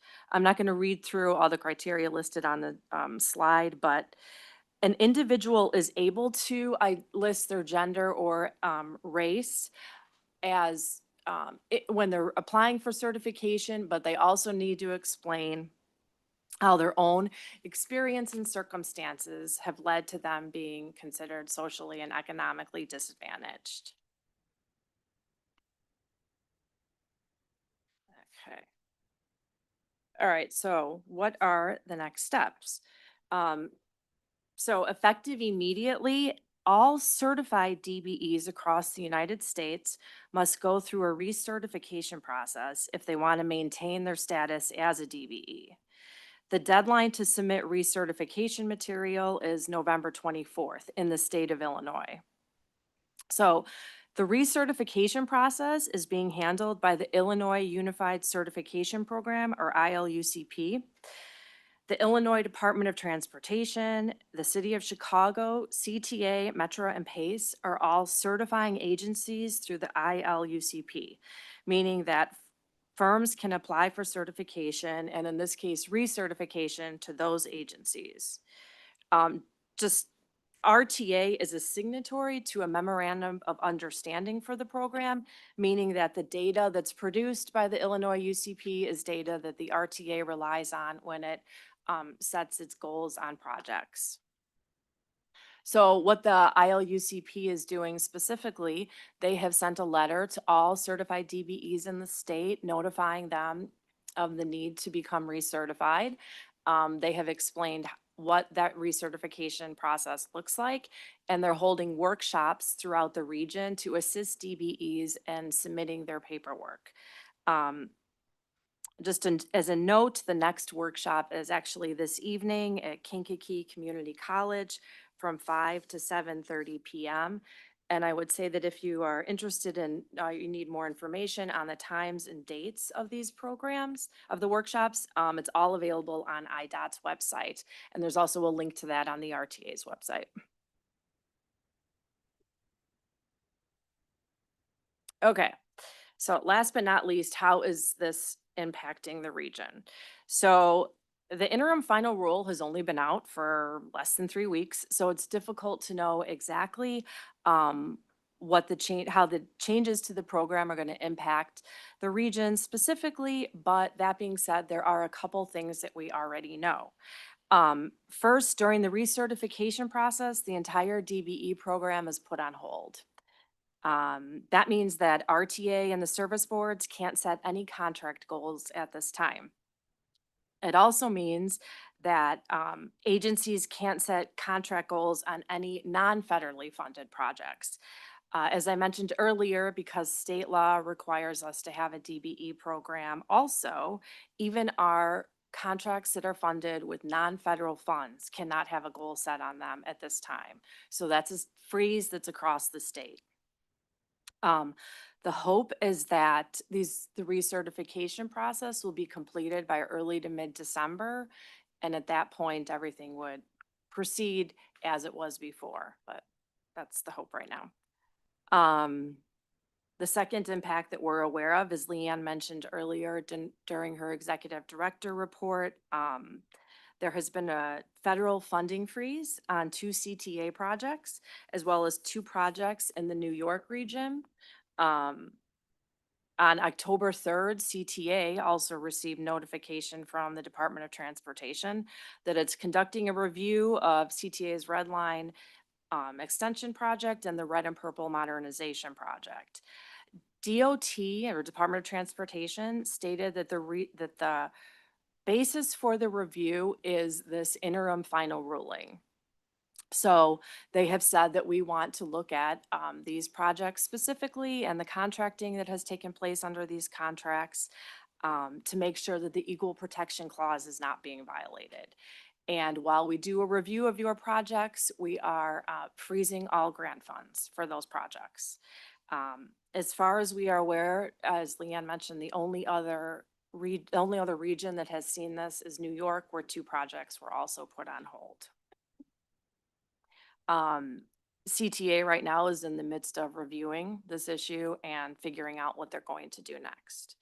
So the RTA is closely monitoring this, as you can imagine. I've been in touch with all of the service boards, with the Attorney General's office, with IDOT, and we've offered support and resources. We've also been participating in the American or APTA legal working group, where they host a meeting every Friday, and we and my team listen in to hear how transit agencies across the country are handling the DBE program. We're going to continue to monitor this and work with the service boards and other agencies, and we will continue to keep you updated on any new developments. So that is all I have. Are there questions? Questions, Director Carey? Ellison, I'm curious. So the state has a DBE program, Correct. not our own state legislation. I mean, it's just a program set up under the federal law. Right. Well, sorry. So the DBE program, we're required to have a DBE program under federal law, and our state statute specifically requires us to create a DBE program. The only DBE certified firms are done on the federal side. Okay.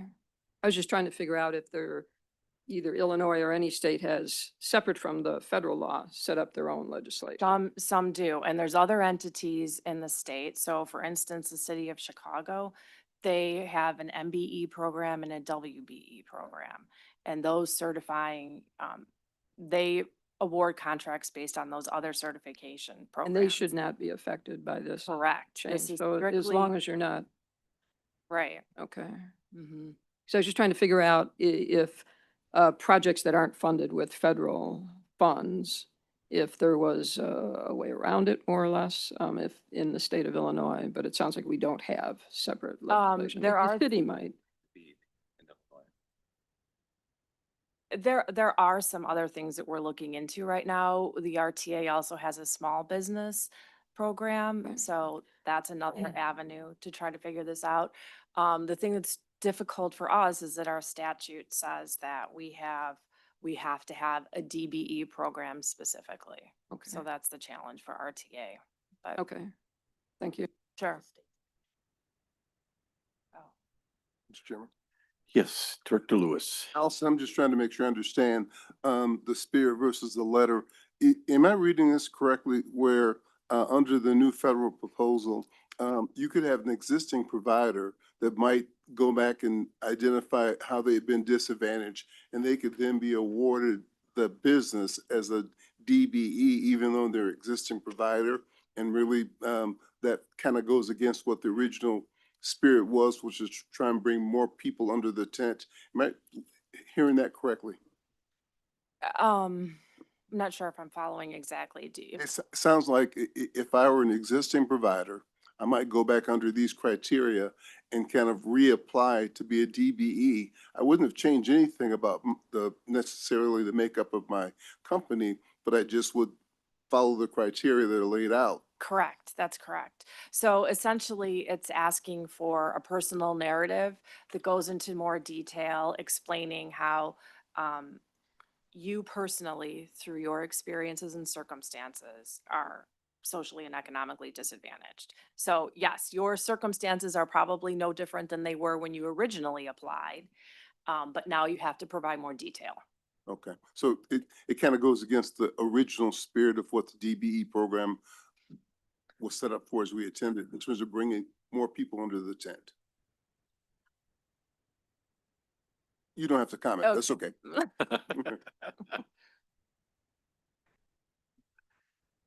Director Koterick. Thanks, Chairman. Thanks, Allison. So I want to talk a little bit about the consequences of the review for Chicago and New York. Can you repeat how much funding is being frozen between the two? It's 2.1 billion. And then in New York, it was I don't know the high, number off the top of my. 16, 15. It was a lot larger. And these are both projects under the New Starts, Federal New Starts program that have full funding grant agreements. Those are contracts. You know, is any precedent for full funding grant agreements like this to be frozen for review or something along these lines? I mean, I'm not aware of that, but So big deal. This is a really big deal. Mhm. And it's a lot of funding here and it's a lot of funding in New York. I think as we've approached a lot of these issues, whether they're Springfield or, you know, Washington, I think collectively we've all talked about being one voice, speaking with as many allies as we can. I think this is a huge opportunity for us not to be isolated, for Illinois and New York not to be alone. This is really an issue of the integrity of an essential federal transit program that's used across the country. And so I was just looking at the APTA website. You had brought up APTA about, you know, their monthly calls. I don't see this at the front of the APTA website. I don't see this as, you know, something that's at the top of their agenda. This is something that I think, you know, we need to widen out who's concerned about this to make it a top priority for the nation's transit association and the other transit agencies. You know, I'm sure the DBE program that we have, you know, may not be that different than Tulsa or Jacksonville. Do we know? Is the National Association the right place to talk about that? Transparency is probably our friend to say that we're, you know, both following the law and that we're legally entitled to the funding that right now is frozen with no sense of when it's going to come back. And so I know that Chairman Kwasniewski has a leadership role on APTA. Obviously, Leanne has a leadership role. How can we get them into this to make this a very high priority? That, you know, freezing federal funding is something that should be done only under the most, you know, extraordinary circumstances. We need allies, and I think we need a national push and friends that are from across the country. It's the exact conversation I had with both Ward McCarriger and Paul Scatella, so CEO of APTA and their head of government affairs, who came from the legislative side, staff side of things, about this issue. And we talked very specifically about elevating this as a key issue because and I think we actually, the freezing of funding here, but the broader DBE changes and sort of what's the intent and not the intent is actually even a bigger issue than just transit. I mean, we can find allies with our highway friends as well. But I think that is something that I've asked them to make sure that they have an appropriate level of focus on. I can tell you in every committee meeting that I was in yesterday, this issue came up and we talked about it. And an awareness of from you know the staff that work at those kinds of committees represent both sides of the aisle, and I will say that all of them to a T were like, we've never seen anything like this before. So it's an issue that we'll continue to stay involved with, try to push for, and I guess I'm fortunate to have a bit larger of a platform with APTA right now to sort of demand certain things come to the forefront and continue that conversation. I mean, and just to clarify, Allison, the at the APTA level on the legislative, on the legal side, they're actually meeting weekly. I mean, this, like she said, it's been weekly. It's 3 weeks and people are still trying to, you know, work out both the national conversation around it, but then also the very practical work that we all have to do sort of locally and at the state level to try to sort of balance meeting some advancing, I should say, maybe not me, advancing the work on the recertification. So we are not further impeding not just the projects that they have said that they are holding funding on, but old projects and future projects. So that's kind of all the layers that we're trying to sort of balance, I think, right now too. You know, I would think if I were Los Angeles or Portland or San Francisco, I'd be really nervous that they're on the platter next. And, you know, it shouldn't come as a surprise to anybody that cities as diverse as New York and Chicago would have individuals that certainly qualify for this. And, You know, I've always viewed transit as an economic equalizer, not only just for our riders, but for those who do business with us or do the construction work or provide the professional service contracts. So, you know, I shouldn't be a surprise that cities like New York and Chicago would have contractors who certainly meet this criteria. So thank you, Allison. Keep us abreast. Director Ross. Allison, on page 20, the criteria that you provided to us, do you know if, were these developed as a result of prescriptive language that came out of the court ruling? Where did they come up with these ideas? No, I don't believe they did come out of the court ruling. No. Yeah. And second question, if these are intended to provide guidance to the people who are seeking certification, Correct. what kind of information has been given to the people who will be evaluating these proposals? Do we have any idea? Well, yeah, Because let a me lot of this look. stuff is subjective. Well, yeah, so there has not been any guidance provided, as far as I am aware, as to determine whether someone meets this criteria. So right now, they've issued this guidance, and that's all that's out there. So the people that are doing the recertifications, though, are the same folks that did the original certifications. So it's all of our agencies. It's, you know, the CTA, same people are doing the recertification. So it is subjective, and there isn't any guidance out there yet as far as how they make these determinations. Now, ILUCP is working with DBEs to want to become recertified, to work through the application and, you know, help them figure out how to best present their personal narrative to meet the criteria. But it is it is subjective. You're correct, and there hasn't been any guidance on that. And I can say that this is one of the specific areas that the APTA has actually already gone back to USDOT and sort of said, okay, you passed this, and then the same day essentially told certain people they were not in compliance, now started this whole process. Please provide more direction as to what these components mean and what are you looking for. And we are still waiting on responses.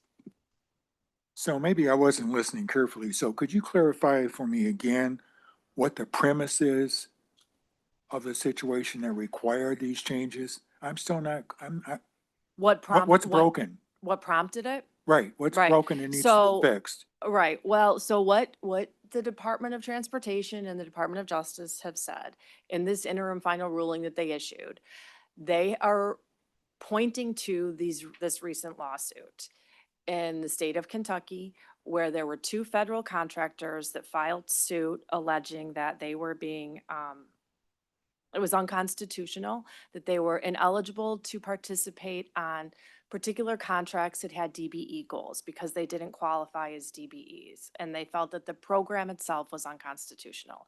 They filed a temporary restraining order, and then there was a preliminary injunction that was filed and granted by the court. And in that court case, the court had held that, yes, in fact, we think there is, it is unconstitutional and it does violate the Equal Protection Clause because it's not an equal playing field. Now, that case is not completely resolved yet, which is where it gets a little fuzzy.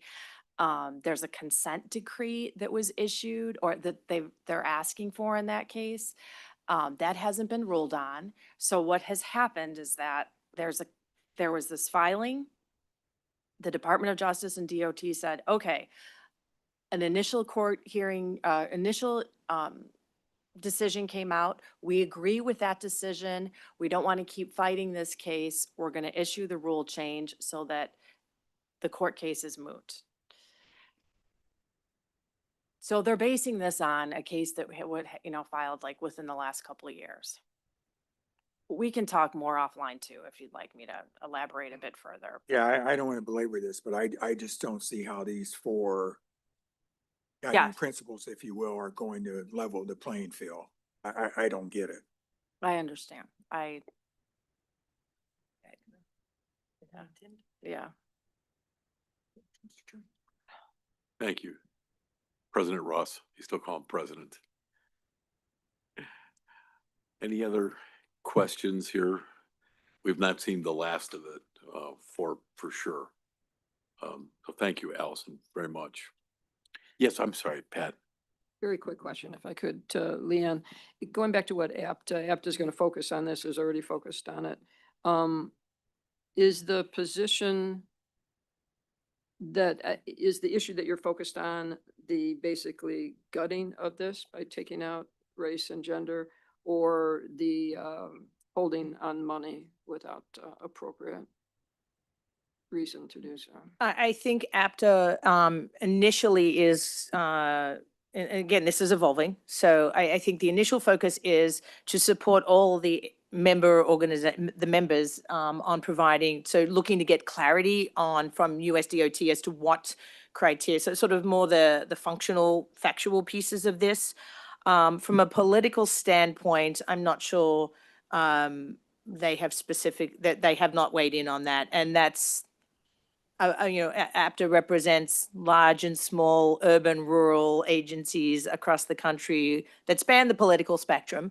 So I think, that's probably a future conversation for the association as a whole to have. But I know that they are largely and more immediately focused on, I think a key point though we can get to that sort of is I don't want to say less political, but that APTA can take a stronger role in is the holding of funding when you've got active, federal grants that have already been approved. I mean, one could argue that the contracts that they're saying are that are now not meeting an interim rule, they were completely built and founded on what was the existing rules and law at the time. So it's sort of like they change it one afternoon and then the next day say you're out of compliance. So I think that the technical, so I guess a long-winded way of sort of saying, focusing on sort of the technical support that APTA can provide, both in terms of trying to get clarification or further clarification from USDOT, but then also on sort of the contractual side of things around the grant agreements and things like that. I think they're the cleaner, easiest, better spaces perhaps for APTA to initially focus on. Thank you. Anything else on this topic? Thanks, Allison, very much. 5D is the summer 2025 customer panel survey results. Hi, Peter. Come on up. Morning, Chairman Dillard, members of the board. I'm Peter Kirsten, manager of strategy and policy team, and here to provide a summary of findings from the summer 2025 customer panel survey. As a reminder, this is a smaller, more frequent online survey effort that we undertake 4 times per year. Skip that. So to make sure we're clear, and particularly for our newest board member, we have a couple ways that we survey customers. So last month, Malik presented the 2025 customer satisfaction survey, which you'll hear referred to as the CSS. That is a large scale effort, tens of thousands of responses that includes onboard and online formats in multiple languages. The CSS is reported at regional and service board level, so it's a joint effort that we do with each of the service boards. RTA conducts it every 2 to 4 years, gaining insights into demographic data on ridership, as well as customer satisfaction levels. The CSS is a key tool for planning activities that the RTA and the service boards undertake, including things like Title VI analysis, which is required anytime changes are made to fares or service. The CSS uses a consultant to verify the statistical accuracy of the findings.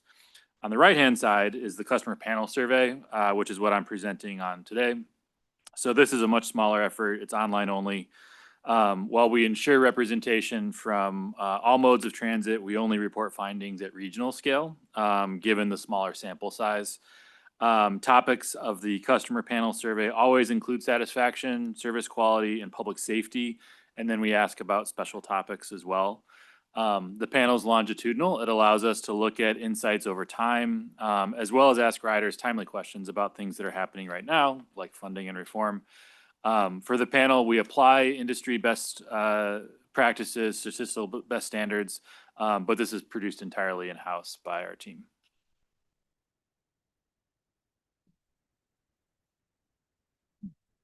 So the panel is sent out quarterly via email in English. We generally get 12 or 1,500 responses, and we keep the survey open for 2 weeks. The summer survey was sent out in early September. We received 1,493 responses. The results are weighted by ridership, and we continue to recruit new panel members to again ensure accurate representation of the riders and diverse communities that we serve. In each survey, we asked the same questions about customer satisfaction, service quality, and public safety. And the service structure, again, allows us to track this sentiment over time. The summer survey shows public safety perception is largely unchanged from the spring, and overall satisfaction remains high. Additionally, we cover special topics in each survey, this one focusing on what gets riders using transit more often, priorities for elected leaders considering funding and reform right now, and then the impacts of potential service cuts if a funding solution is not identified. So I'll keep my remarks brief on satisfaction, service quality, and public safety. As mentioned, we did not observe significant change from the spring survey. Additionally, I'm showing on screen, the graphics are small. I'm not meant to trying to communicate the findings via the graphics, but to remind everybody that all of this data is published on the Chicago Region Transit Dashboard. And that's what you see on screen, along with a whole host of other performance metrics that we track over time. We have a whole page dedicated to survey though now. If you Google Chicago Transit Dashboard, you can find that there.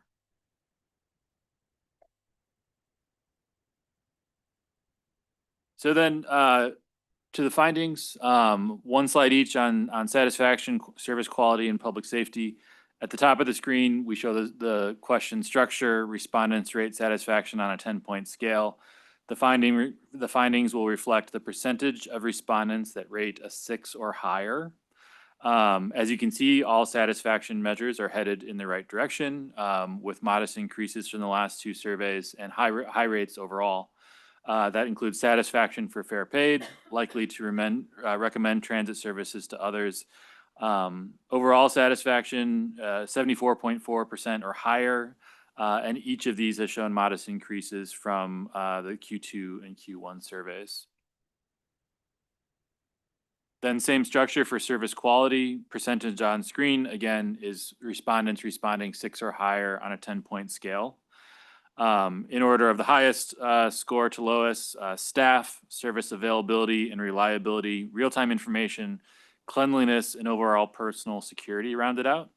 While the bottom 3 obviously leave room for improvement, it is notable again that the scores have been consistent over the year and each category has shown improvement from the winter survey at the start of the year. And then finally, looking at public safety, again, same format, percentages, respondents giving a 6 or higher on a 10-point scale. And here they are responding specifically to their primary mode of travel, which is if they make a transfer between, this would be the mode that they take for the furthest portion of their trip. Public or personal safety remains a challenge area in comparison to overall satisfaction and service quality. Across the board, scores of 70% or lower. Riders access and egress journeys, so that when they're walking to their first stop or station or then walking to their final destination, score better than when people are actually riding transit or waiting at the station. These findings align with areas of improvement that were identified in the larger customer satisfaction survey that we presented last month at the September board. Additionally, the service boards are actively working to address this need. One example would be in late August, CTA held a community safety workshop that pulled together leaders from all facets of law enforcement, social service, nonprofits, community groups, and government agencies. This included peer analysis and a breakout activity to help envision transit ambassador role on the CTA. RTA and service boards will continue to rely on service data as one piece of a much bigger ongoing challenge riders are facing. And of course, we'll be sure to report back findings with the board. So then transitioning to special topics. Respondents were asked to rank what would make them ride transit more often. As we consistently find when we ask riders this question, the top three responses are all related to service improvements. So reliability ranks as getting to your destination on time, availability of service is second, service when and where you need to go, and speed is third as fast and efficient service ranks. Personal safety and cleanliness are important, but rank below service factors. Things like fares, vehicle comfort, and other factors are even further down the list in terms of what gets riders to ride more.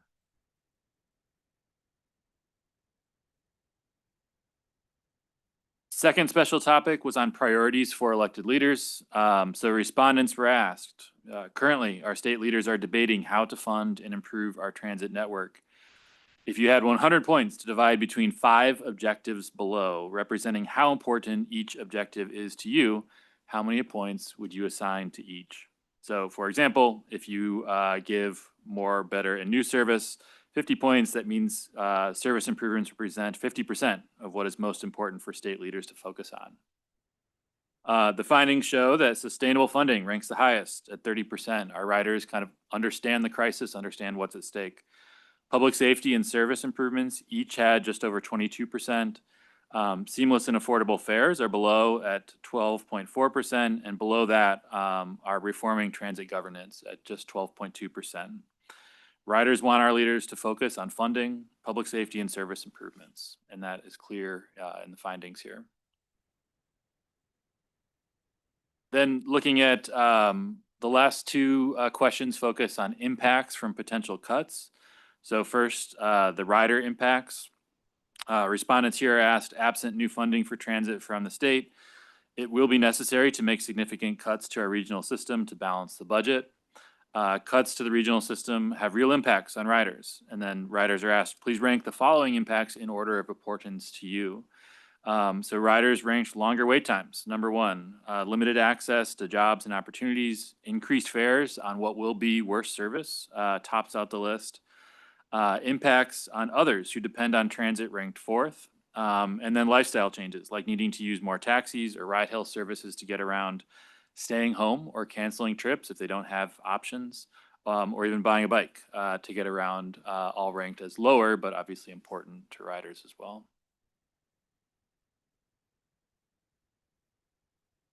And then finally, looking at the regional impacts, respondents were asked similarly here, absent new funding, please rank the impacts to the region.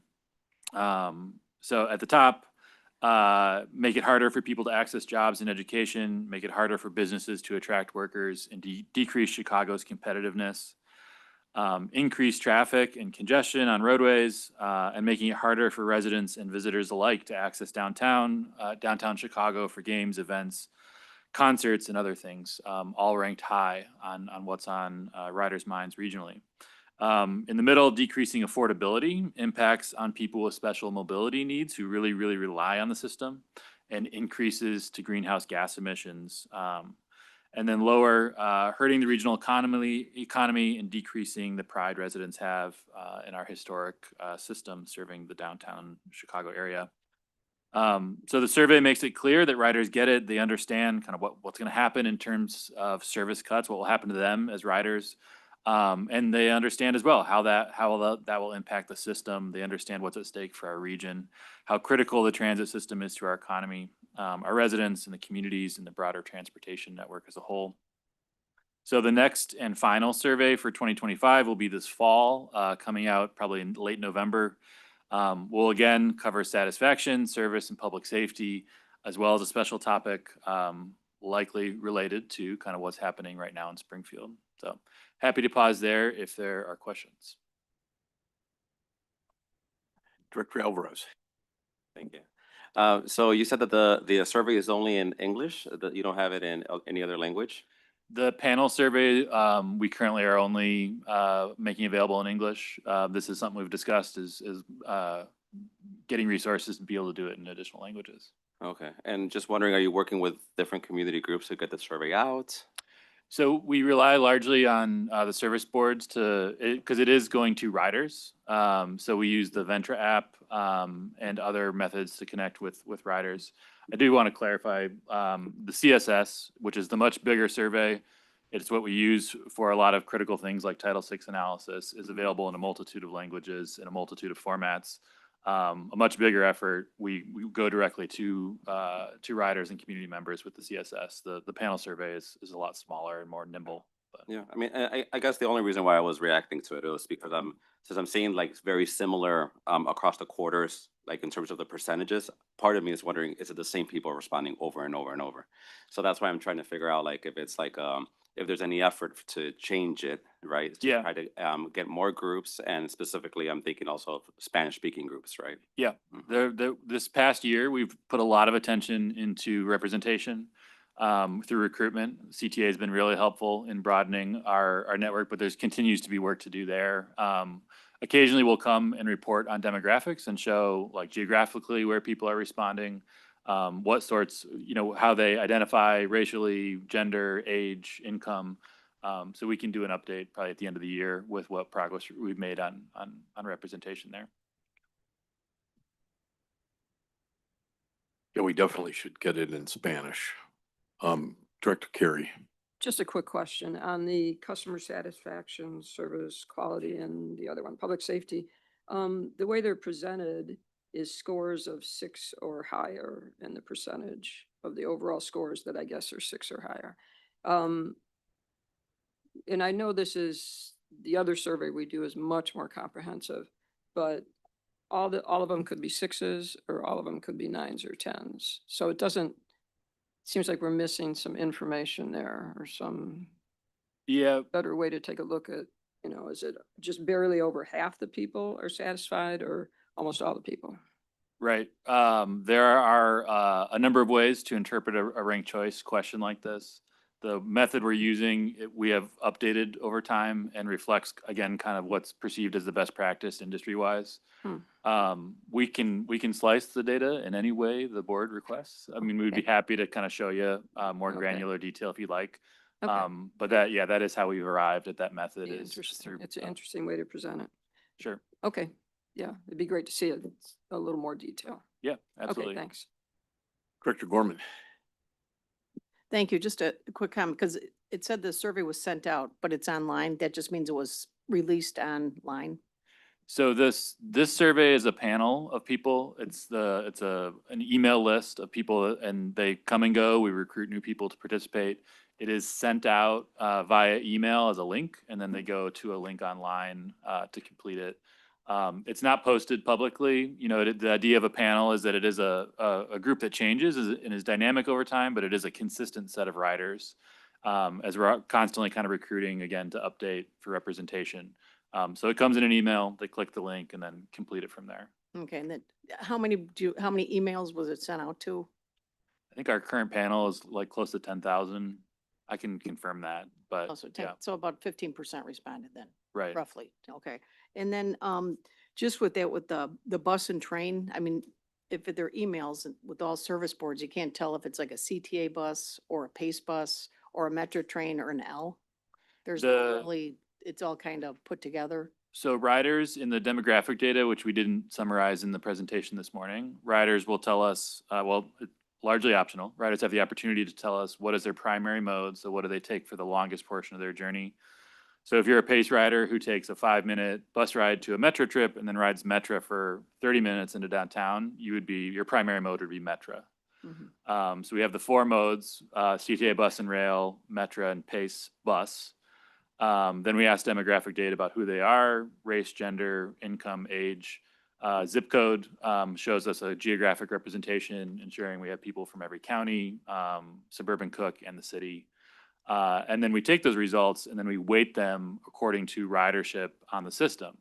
So CTA bus is the dominant mode. We weight the CTA bus perspective highest, again, to reflect the majority of the regional rider concept. So. Right, because I mean, a CTA rider and a PACE Metro rider, they're different, obviously, constituencies. Absolutely, yeah. And in the large scale effort, the CSS, we produce a regional report, which is largely what Malik shared last month. But then each of the service boards, like there is just a PACE report. CTA reports and divides between bus and rail, and then Metro has their own. And that's really to get kind of that granular, better like modal perspective. I would recommend the CSS product because it is such a bigger sample that allows you to kind of dive in more directly. Again, this effort is more about being nimble and quick and being able to ask timely questions to what's happening right now. And as such, you know, we weight things and we keep it regional in scale with how we present the findings. Great, thank you. Yeah. Thank you. Director Lewis. Just one quick question. I know in the survey you touched on price, but any feedback on willingness to pay more for enhancement in services, or was that not part of what you were trying to get at in the survey results? We haven't asked a specific question around willingness to pay more, but this could be an excellent topic for the fall survey, knowing that a fair change is likely coming in the future. So that's something we can take back. I'd add that question for fall, knowing the fare increase is coming, you know, and you got to couch it in better service. Maybe more frequent service too. Any other questions? It is interesting to note that governance was last in that survey in terms of need. You know, and security continues to be it's a difficult topic to talk about, but it is a concern and it impacts ridership significantly. Director Alvarez, I bet you if we surveyed in Spanish, the concerns of security might go up. Just knowing, you know, where residents live and what system they take. There was a article or a column in the Tribune this week that had a security number that said New York has 10 times more officers than Chicago per rider. So they use that term 10 times. But security is, you know, Tom and I, Director Koterek and I talk about security all the time. I would say we probably should share those security numbers with Superintendent Snelling. I mean, I would send it to him and say, hey, you know, here's a major concern in our latest survey. And he's well aware of it. It's a matter of resources, I'm sure, for the superintendent. But, you know, we probably should share that, you know, letter from Leanne or myself to Superintendent Snelling, just so he knows what those numbers are. But New York clearly provides more officers, sworn officers, than we do. Anything else on this topic? Thank you, Peter, very much. 5E is next, and that's the Service Board 2026 budget submission update. Doug Anderson, welcome.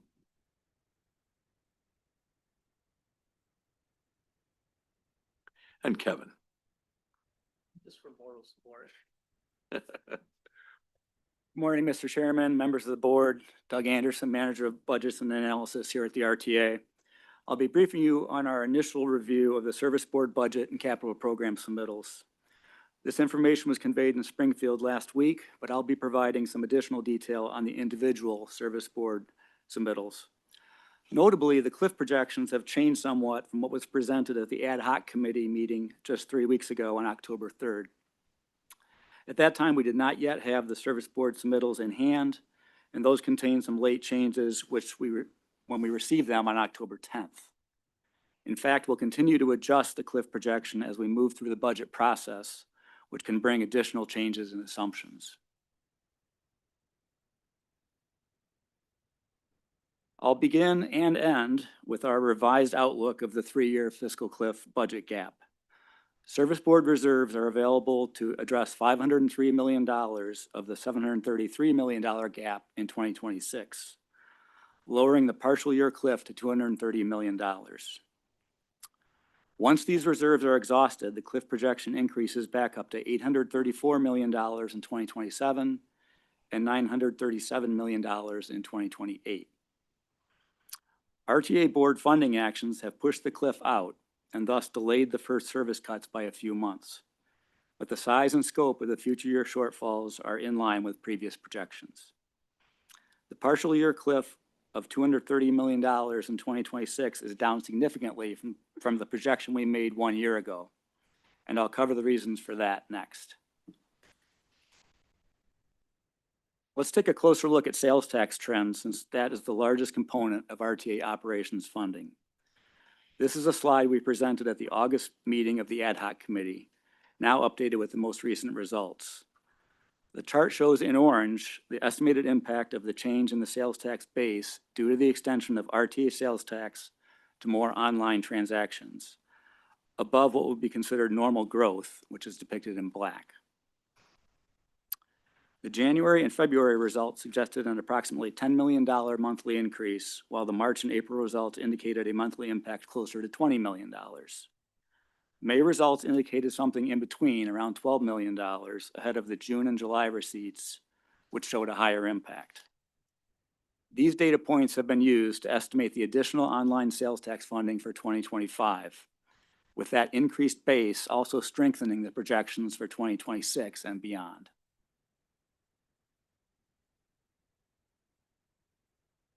That higher revenue from sales tax is just one of the reasons our 2026 partial year cliff has decreased.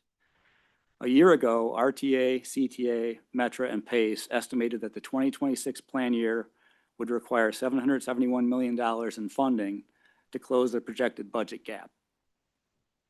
This table shows the differences in estimates between last year's 2026 plan information and today's preliminary 2026 budget estimates. In addition to the $232 million increase in sales tax and PTF funding for operations, system-generated revenues are increasing by $37 million due to the proposed 2026 fare increases, muted a bit by lower interest income. Additionally, more service board reserves are now available for 2026, mainly due to the strong 2025 sales tax results. Altogether, available revenue for 2026 operations is $486 million higher than was expected a year ago. Much of this positive news is a one-time boost, pushing the cliff back to later in the year. Additionally, cost controls, lower spending, and efficiencies identified through good stewardship of limited public resources have brought projected expenses down by $38 million. And a $17 million reduction in transfers to capital of innovation, coordination, and enhancement funding, and that's a $541 million positive change in the 2026 shortfall. With the current information available, that puts the preliminary unfunded shortfall at $230 million for 2026 after the service board reserves are used up. Now a brief summary of each of the service board budgets associated with the updated cliff projection. CTA's proposed operating budget totals $2.2 billion and incorporates a general fare increase, including higher pass prices and cost efficiencies as directed by the RTA budget call. Ridership is assumed at 70% of pre-COVID levels, a slight decrease from 2025 due to the impact of higher fares. CTA's COVID reserves are projected to exhaust in mid-2026, resulting in a $112 million budget shortfall. CTA submitted a second budget scenario which resolves the projected shortfalls for 2026 and beyond, with severe service reductions bringing expenses back into line with existing revenues. CTA's 5-year capital program totals $6.7 billion, supported by the issuance of $1.5 billion of CTA bonds for the Red Line extension. Projected CTA bond debt service using federal formula funds comprises almost $1 billion of the 5-year capital program. For each service board, we'll identify areas of potential non-compliance with the budget call requirements. For CTA, these were limited to some technical issues with the submittal, which can be resolved at the staff level.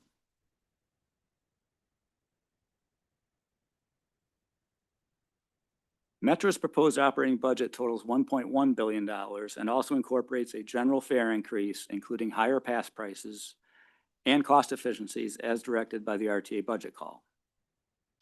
Ridership is assumed at 65% of pre-COVID levels, up 3% from 2025 despite the fare increase, as ridership continues to slowly recover. Metra's COVID reserves are projected to exhaust in late 2026, resulting in a $68 million budget shortfall. Metra also submitted a second budget scenario which resolves any projected shortfalls, bringing expenses back into line with revenues via service reductions and additional fare increases. Metra's 5-year capital program totals $2.3 billion. Metra is currently working to secure a railroad rehabilitation and improvement financing, or RIF, federal loan. The proceeds of that potential debt issuance are not yet reflected in Metra's proposed capital program. Metra's area of potential noncompliance comprises the inclusion of a $60 million annual transfer from revenue for operations to the capital program in 2026 through 2028, expressly prohibited by the budget call. RTA staff continues to work with Metra to resolve this problem. But for now, we are including the $60 million obligation in our fiscal cliff projections until the Metra board takes action to amend and approve their proposed budget in November.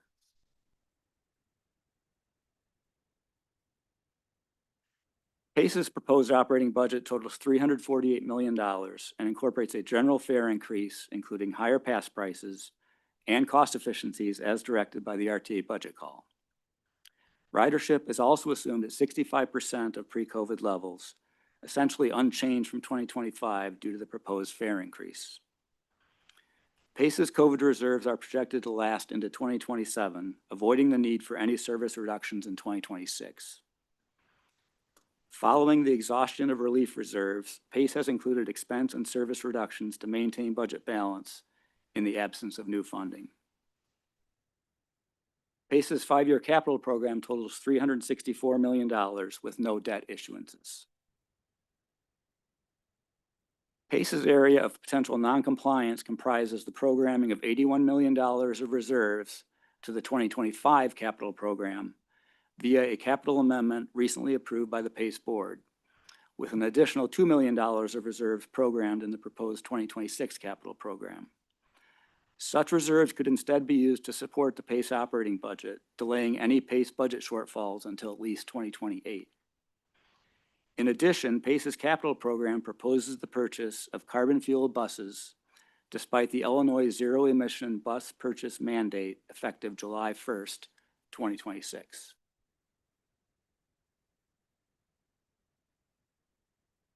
PACE's proposed ADA paratransit budget of record assumes the cessation of rideshare access program and taxi access program services after the first quarter of 2026 due to insufficient funding, something we'd all like to avoid.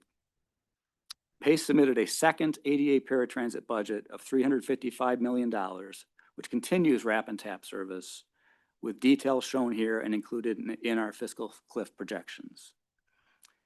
PACE has proposed a 2026 fare increase to $3.50 for both traditional ADA paratransit and the subsidized services. This increases the RAP and TAP fares by an additional 25 cents following this month's fare restoration and increase to $3.25 directed by the RTA action plan. The RTA and PACE continue to discuss funding solutions to address a projected $49 million 2026 ADA budget shortfall, although the federally mandated traditional ADA paratransit service is fully funded by the RTA. The projected ADA funding shortfall grows to more than $50 million in 2027 and 2028.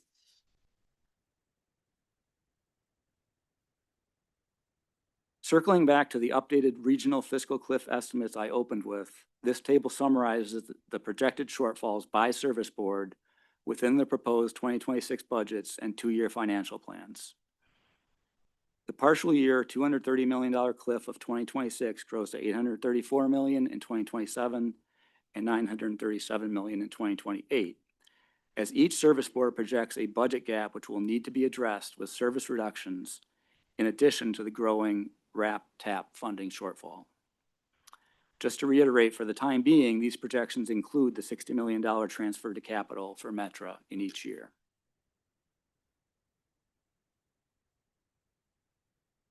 The service boards have submitted proposed 2026 budgets, which generally complied with the 2026 budget call, including multiple scenarios, fare increases, and cost efficiencies. RTA staff will continue working closely with service board staff to resolve areas of noncompliance with the 2026 budget call and reconcile any variances between the budget scenarios submitted. At this stage, the presentation is for informational purposes only and the board is not being asked to approve any actions.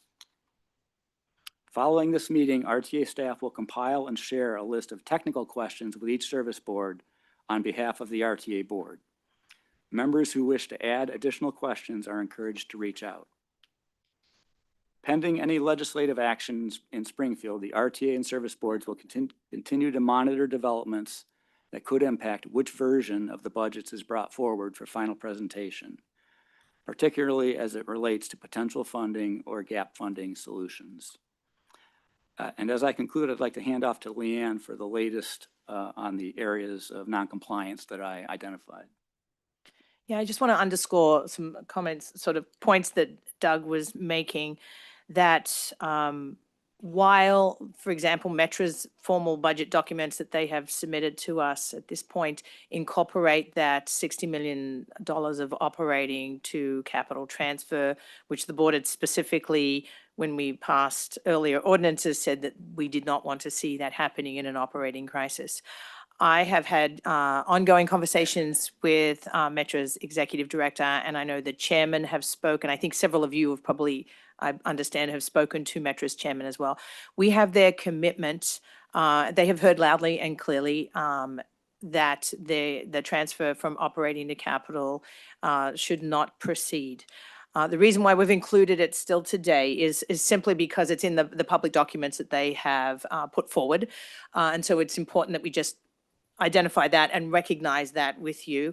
They will be taking those documents as part of their public comment. And then what we have is their assurance that they will be removing that $60 million transfer when they take their final action in November, which will be in advance of what they submit to us as their formal budget submittal, and in advance of the meeting that you will have to hear from them at our November meeting. Similarly, while PACE has handled it a little differently, Doug did highlight the 81 million proposal that PACE was talking about doing to transfer from operating to capital to support some garage construction.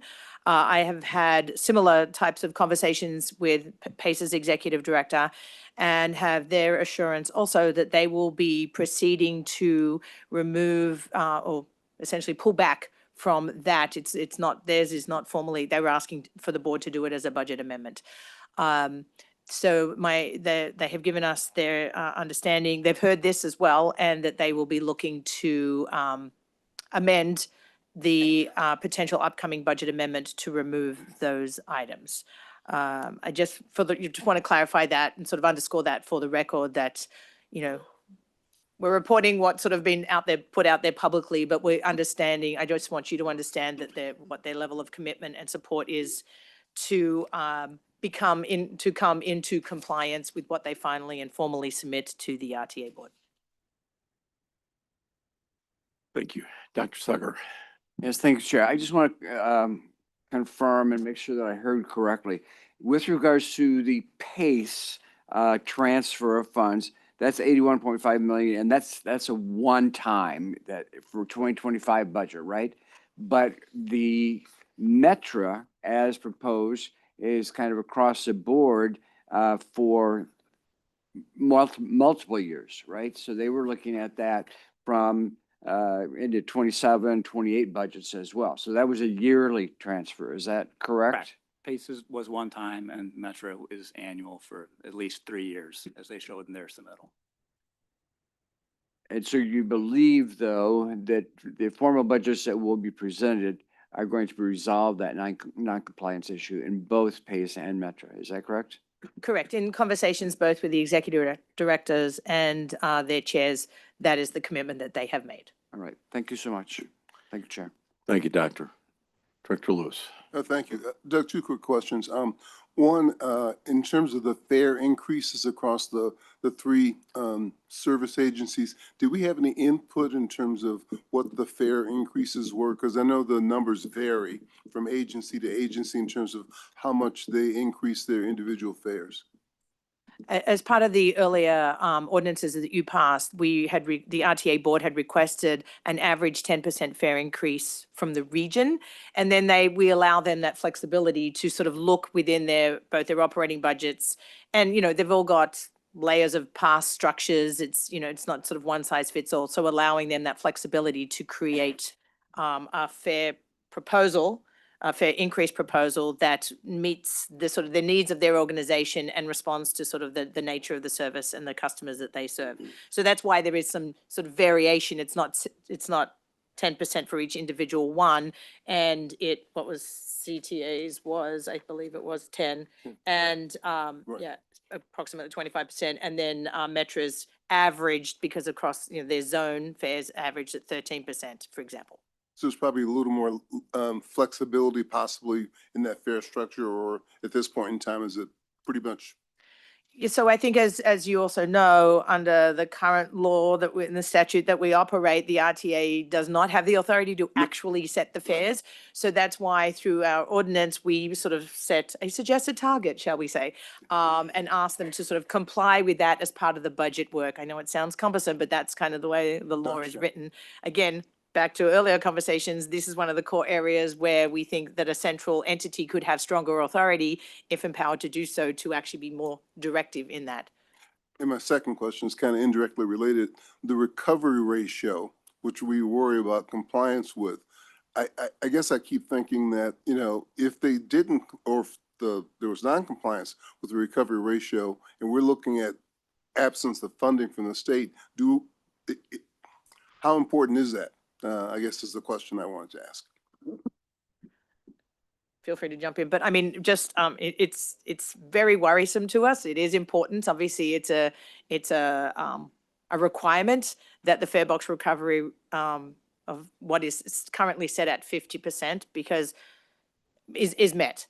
And let me just back up for a second. The state gave us a waiver on that requirement as part and sort of continued COVID recovery, that waiver to have a lower ratio, to essentially waive that ratio, or that requirement number, expires in 26. So if we don't have sufficient funding and, we will not meet the fare box recovery, the short answer is we will not be able to meet as a region the fare box recovery ratio. So it is actually another piece of the conversation that we're having with the General Assembly. If there is no funding and or reform passed, that we need to, that we need some action from the General Assembly, specifically as it relates to the fare box recovery ratio.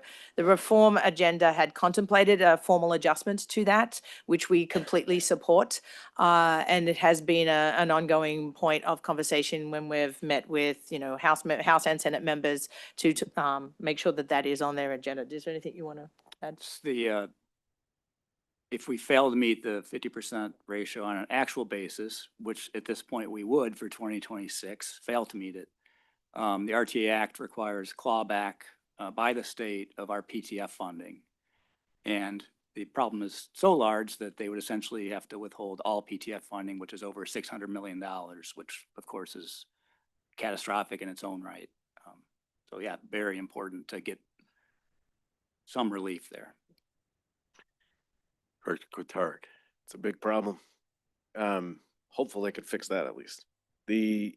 Just wanted to put in context some of the positive budget variance, capital amendment things that are going on. PACE's annual capital budget is about how much? 360 million is their proposed 26 program. So that's probably a good number to. Just the capital, I'm saying, on an annual basis. Correct. 360 annual capital. Coincidentally, it's almost the same size as their operating budget, but yeah, I think I said Gotcha. 364 million for their capital. Is that right, Brian? I'll step in a little bit. Brian Lohenberg, Manager Capital Programs. So they've got about 78 million in 2026 for the budget, and Doug's number is for the 5-year capital. That's what I I thought that stand seemed high corrected. for 1 year. So their budget amendment would more than double their annual capital budget. It was about the same, right? Yeah. 81.5 million. Is that, and when we do budget amendments, they're usually not that big, Generally not, unless there's a big. particularly during an operating, crisis where you would take that much operating funding and then push it over to capital.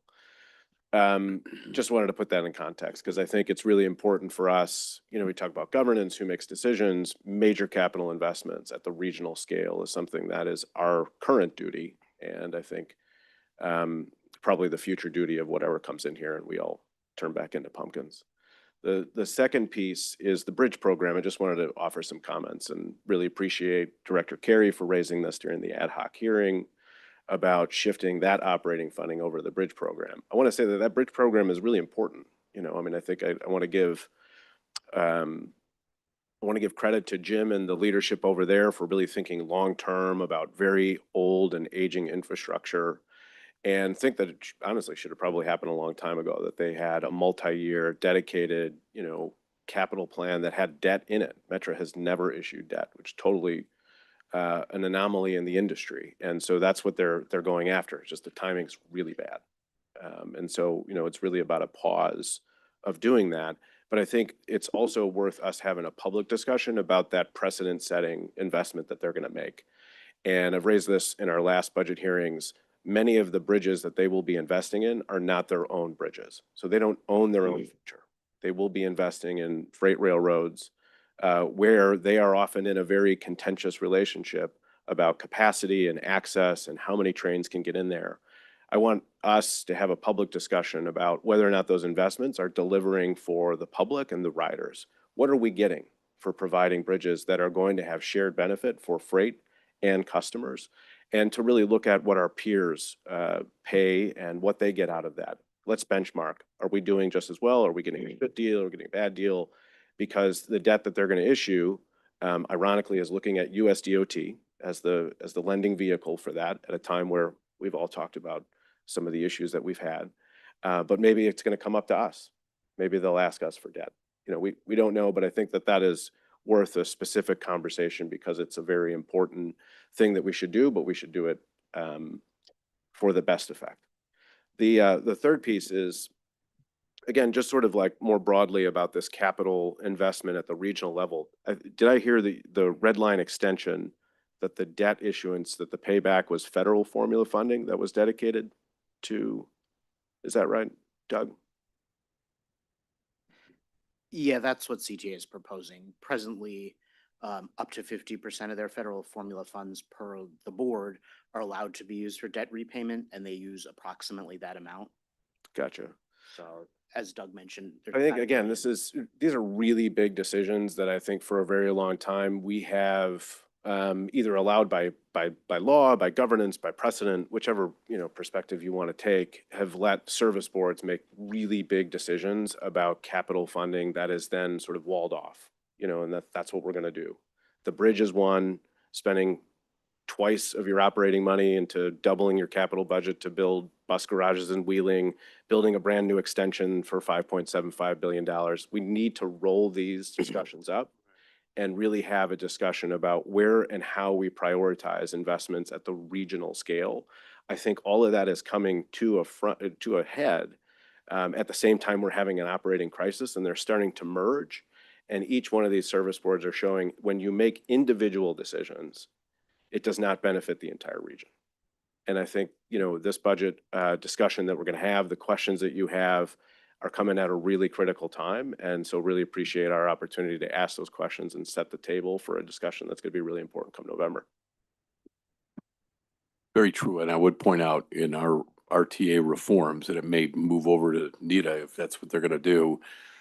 Calls for the new board to, or the strengthened RTA, but the new board to have much greater control over capital expenditures.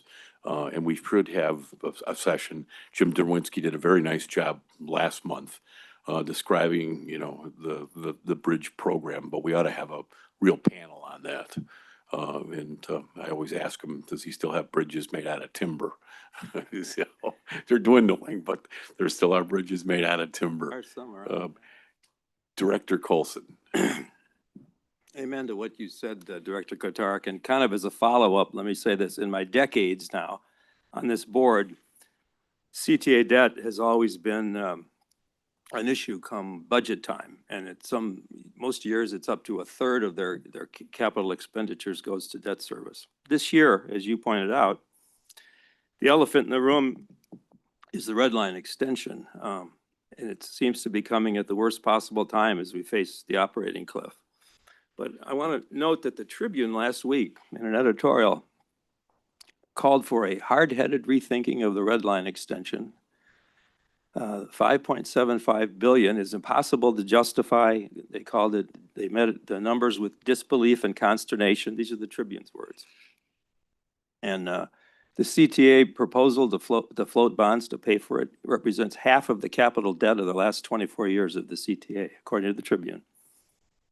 They used words like potential boondoggle, wildly over budget, and policymakers should be prepared to say no, they concluded the editorial at.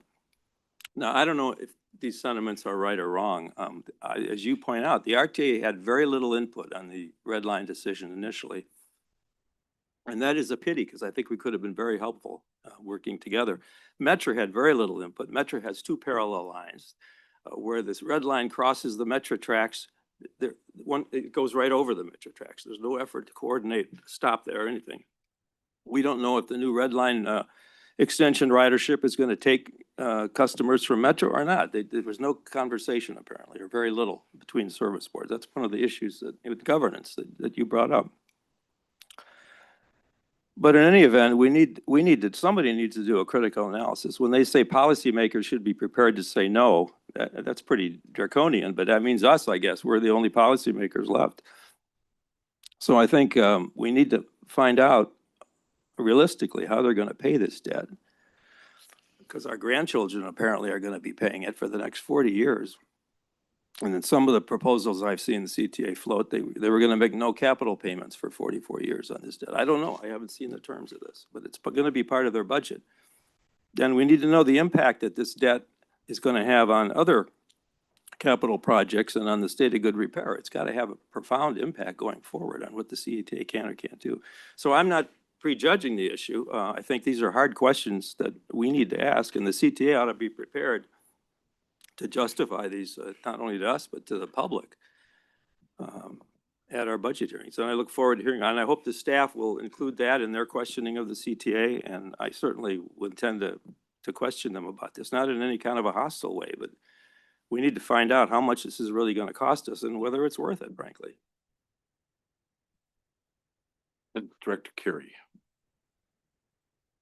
I want to acknowledge my appreciation to Metra and PACE for understanding that the better course forward in this budget process is to back off any movement of capital to, or operating to capital.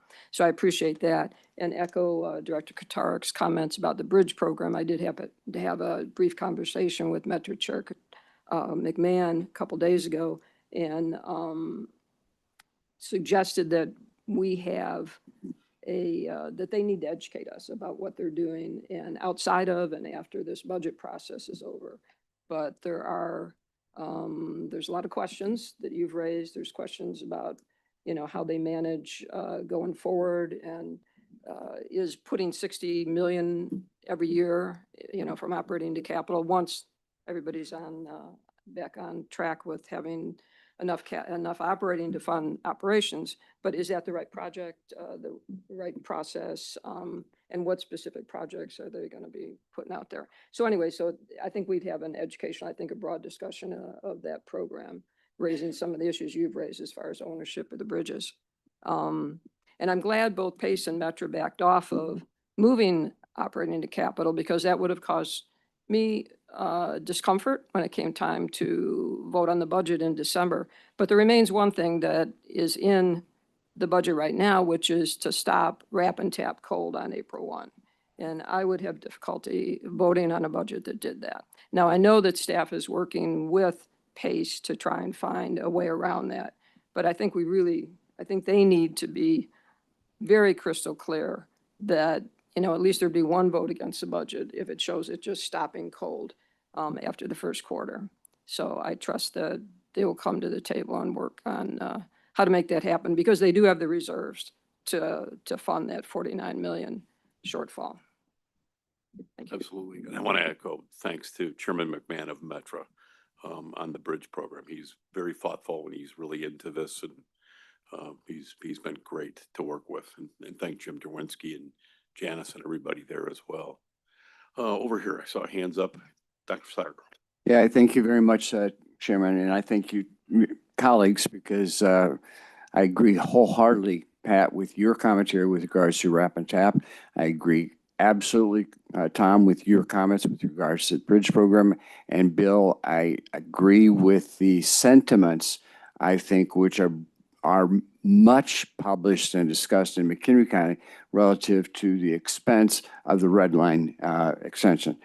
So I think that those are huge issues, and all of these just promote and uplift, if you will, the need for greater authority by this body, whatever this turns out to be, over the capital programs and projects which are out there. I just think that that's a necessity. There are huge concerns about these efforts that have been highlighted, and I share them all, and I join colleague Carey in terms of the concern of passing a budget that is going to kind of either totally remove or dramatically decrease the efforts that have, I think, promoted both a service, but also a quality of life for so many individuals that we serve. So I thank you for your comments. Thank you.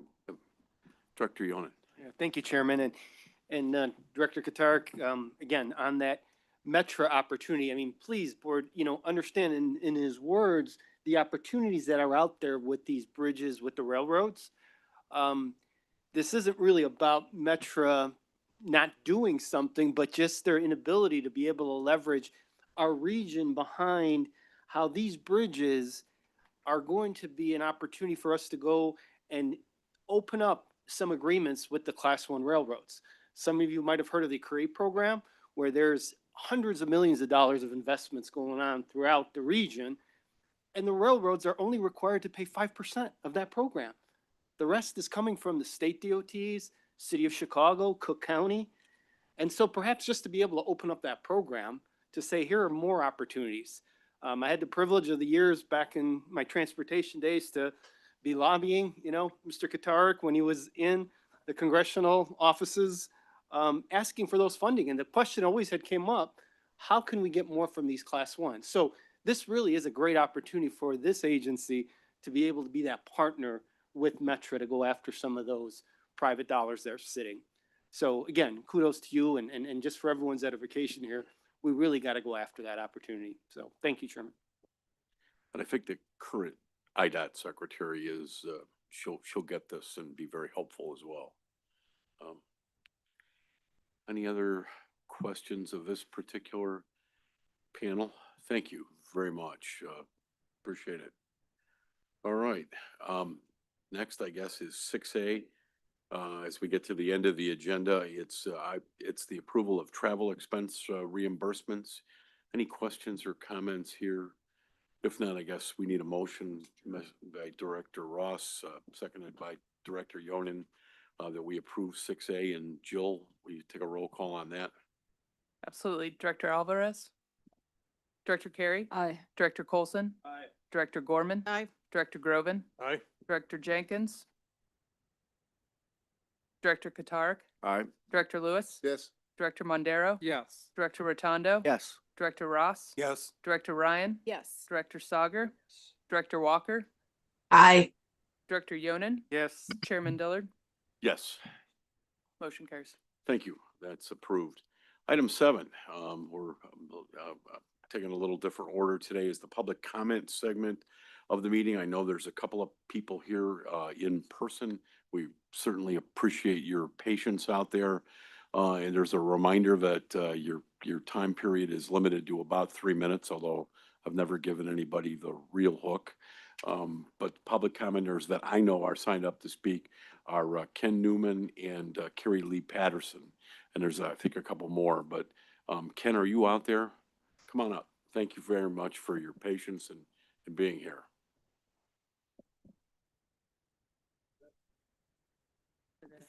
Yes, I want to say it's almost good afternoon, not good morning. I'm coming at some of your expense issues and your lack of revenue with another idea. I live in Hyde Park, a native of there. I ride the Metro Electric. I ride the CTA bus. Sometimes I'm on the red line or a green line. I've ridden in the past on some occasionally in like the north line going north or west suburbs. I have been, I've traveled to a fair amount, close to 20 countries. I've been on many interurban, international train rides, had some real adventures. And I would say that you are letting 100 million to 200, 500 million left on the table from your right of way, your stations, your train cars, both the inside and the outside, the buses, the inside and the outside, the lack of advertising. You guys need to ramp up with your umbrella, your agencies under your umbrella. I'm talking about an enormous amount of money that could be still be earned. I am not an advertising guy. I work in sports, but I have set up advertising boards in stadiums for international soccer games like Soldier Field and many others. I understand visibility, and you guys are allowing visibility to get not used, and that has to change. And the amount of money to be earned all over your superstructure, whether it's an underground station, subway, bridges, signs on bridges, signs on the outside of trains.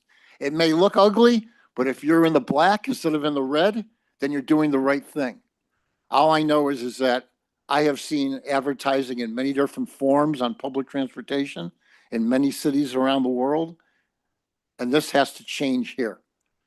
And yeah, we're having problems with Washington, but I think that you guys need to come up with new and innovative ways to earn income that's not raising fares and not getting in trouble with Springfield.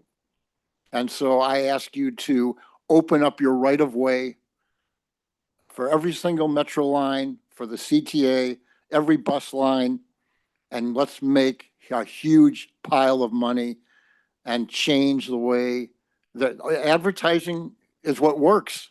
Whether it's TV, you're in the stadium, or you're watching from the inside of a train, but there is plenty of empty space everywhere, and you guys need to earn that revenue. Thank you.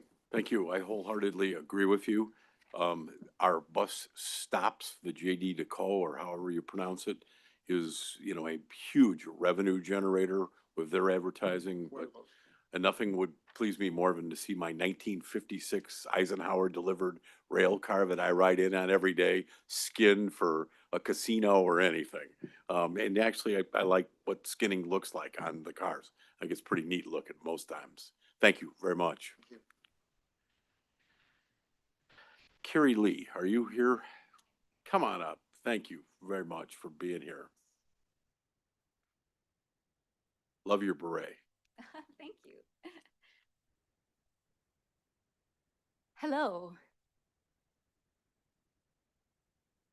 I'm here to try to convince you even more to go down to Springfield and really get some money for the public transit here. My name, as you said, is Carrie Lee Patterson.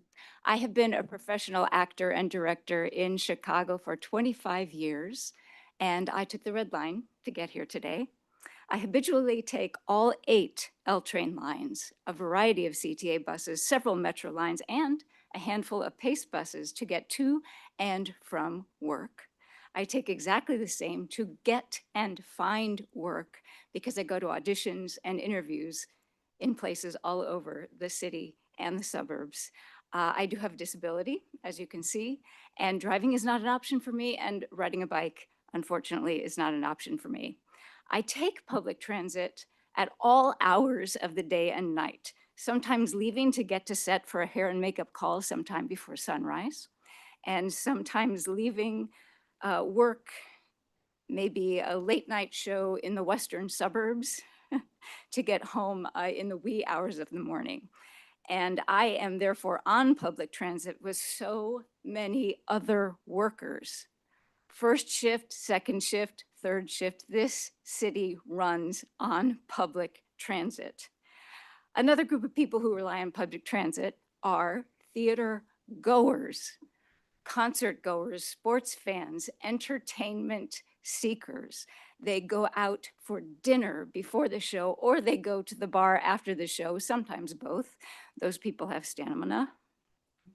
When I work for the Lyric Opera, what I think is one of the neatest things I've ever seen happens. At curtain call, the applause begins. And about 15 seconds in, a huge percentage of the audience starts moving toward the door. They clap like this over their shoulders because they want us to know that they appreciated our work. And we know they are heading across the river to get to Ogilvy and to get to Union Station to catch their trains back home. Please help convince those lawmakers to give the entertainment industry a chance. Please convince them to give workers a chance. And please convince them to give this artist a chance to stay in the city that I chose because it has a vibrant theater community and excellent public transportation. I am afraid I am going to have to leave. Please do not send me to New York City. Thank you for your time today. And I just want to throw one thing toward that thought about rideshare, and I have already shared this with the mayor, but rideshare companies and programs are notoriously horrible to people with disabilities. They leave us all the time. They won't pick us up sometimes. So that's my main argument toward shifting that money away from the ride shares. Thank you. And seeing Ken behind you, you know, Lou Raisin, Broadway in Chicago, we need to skin those cars. Lyric, CSO should do the same. And thank you very much. You've got great points. Thank you for so much. Oh, Who and else? I'm in 4 unions, and 2 of those I share with Leslie Odom Jr. Excellent. Well, I got to be 15 feet from him when he sang Room Where It Happens this summer. It was very, very cool. Jill, who else we have? Cassie Collins. Hi, Cassie. Good morning. Or afternoon. I'm doing a bad job as chairman to not get these folks out of here by noon. Good afternoon, everyone. My name is Cassie Collins.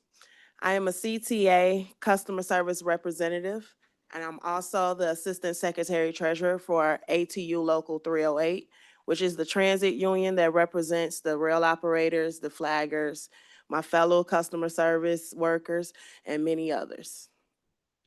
I'm here today because my coworkers and the riders that we serve are scared.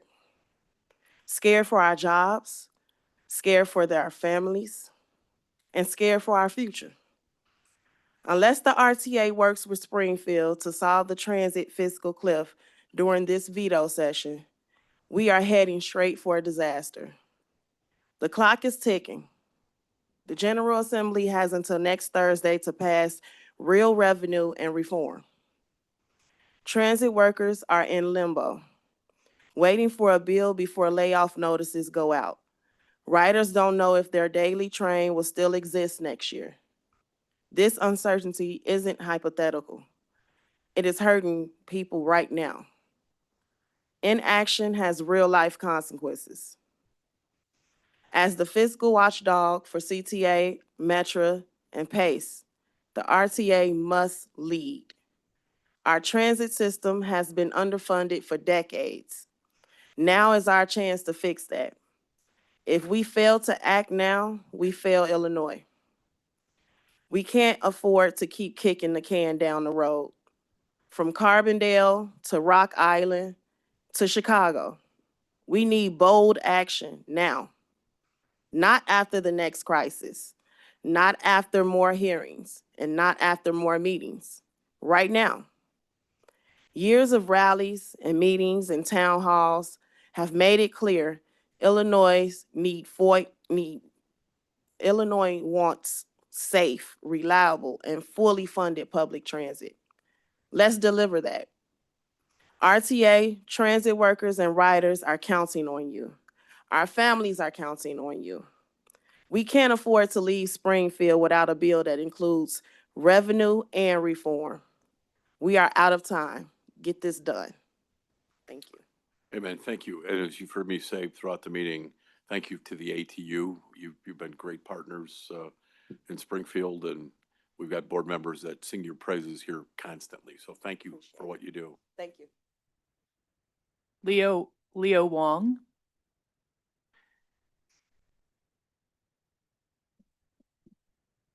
Hi, Leo. Welcome. Thank you. Good afternoon. My name is Leo Wong. I am a electrical maintenance signal specialist for the CTA. So I'll take you on a trip to memory lane, through memory lane, because back in 2010, I went through this exact same thing. I was one of maybe 3 or 4 people to get let go back in 2010. My trip started there. I'm born and raised in Chicago, born in Cook County, raised on the southeast side. Not only do I come to you as a transit worker, but as somebody that CTA was literally part of my life and my mother's life. That's how we got fed. That's how she went to work. So this, when I say it hits home in every sense, it really does. We depended on CTA for school, my brother and I. My mom didn't drive, Mexican immigrant, single mom, crucial to our life. That's how she fed us. And so again, it hits home. So then I give you a unique perspective from a CTA employee that went through this and feeling this again and sharing my story.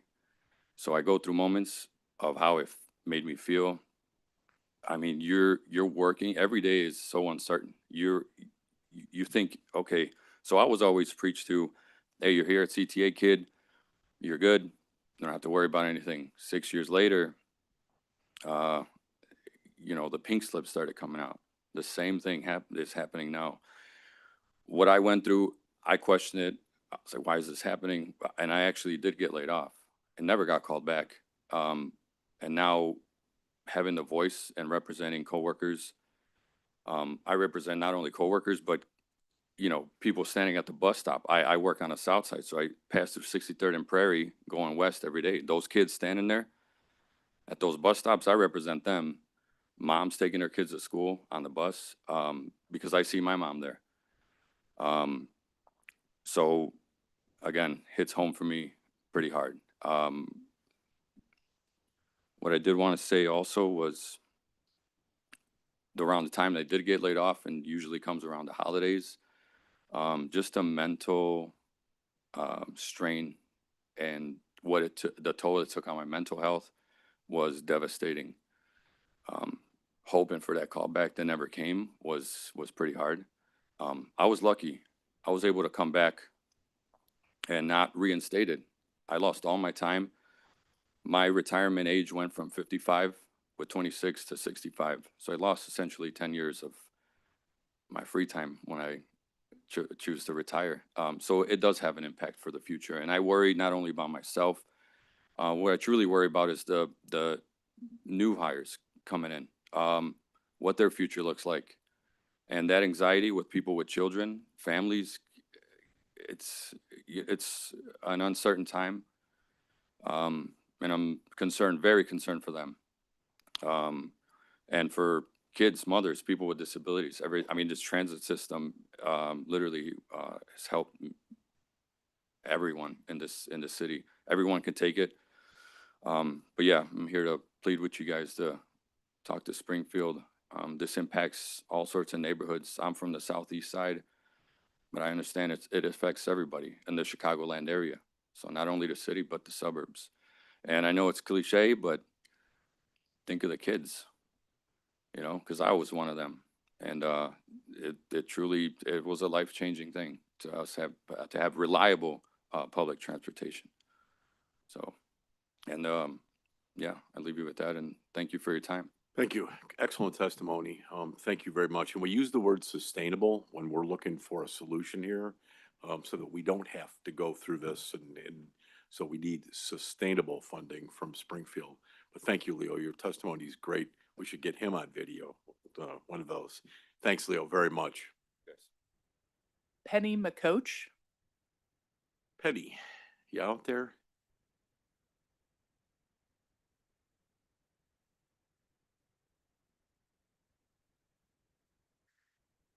Thanks for being here. You all are so dressed up today. Uh,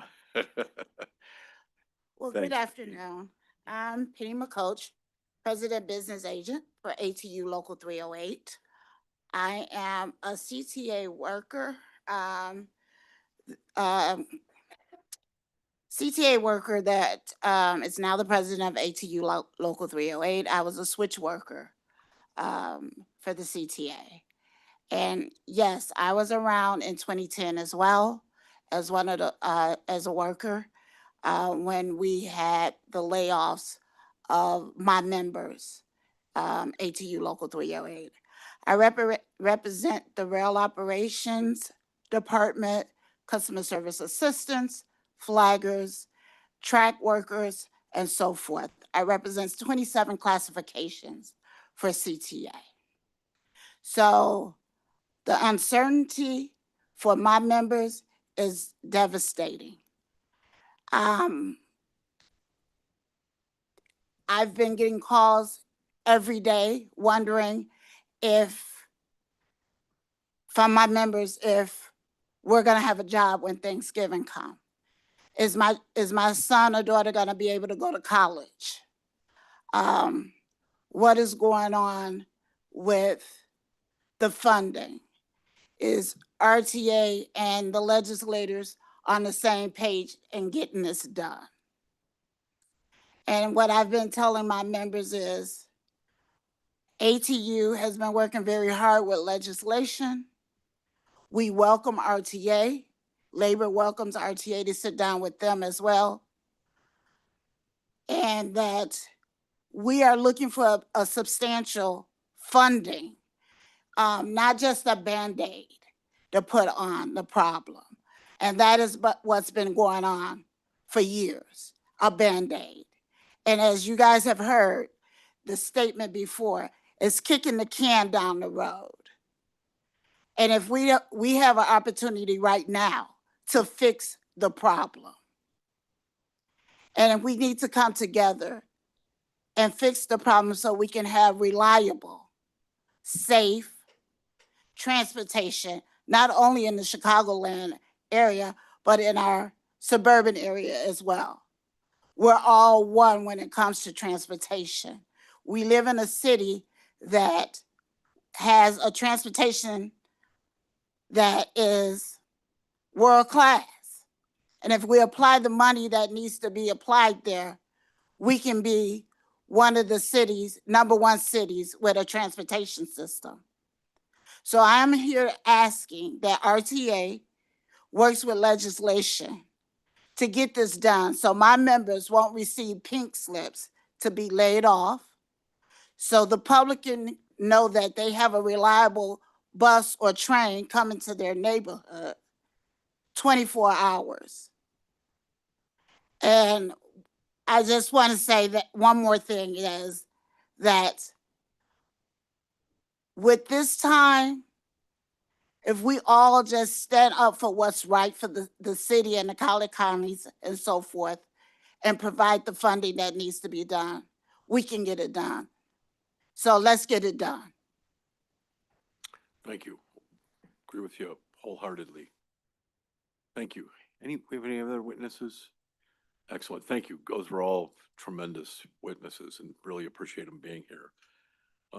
Any other new business to come before us today?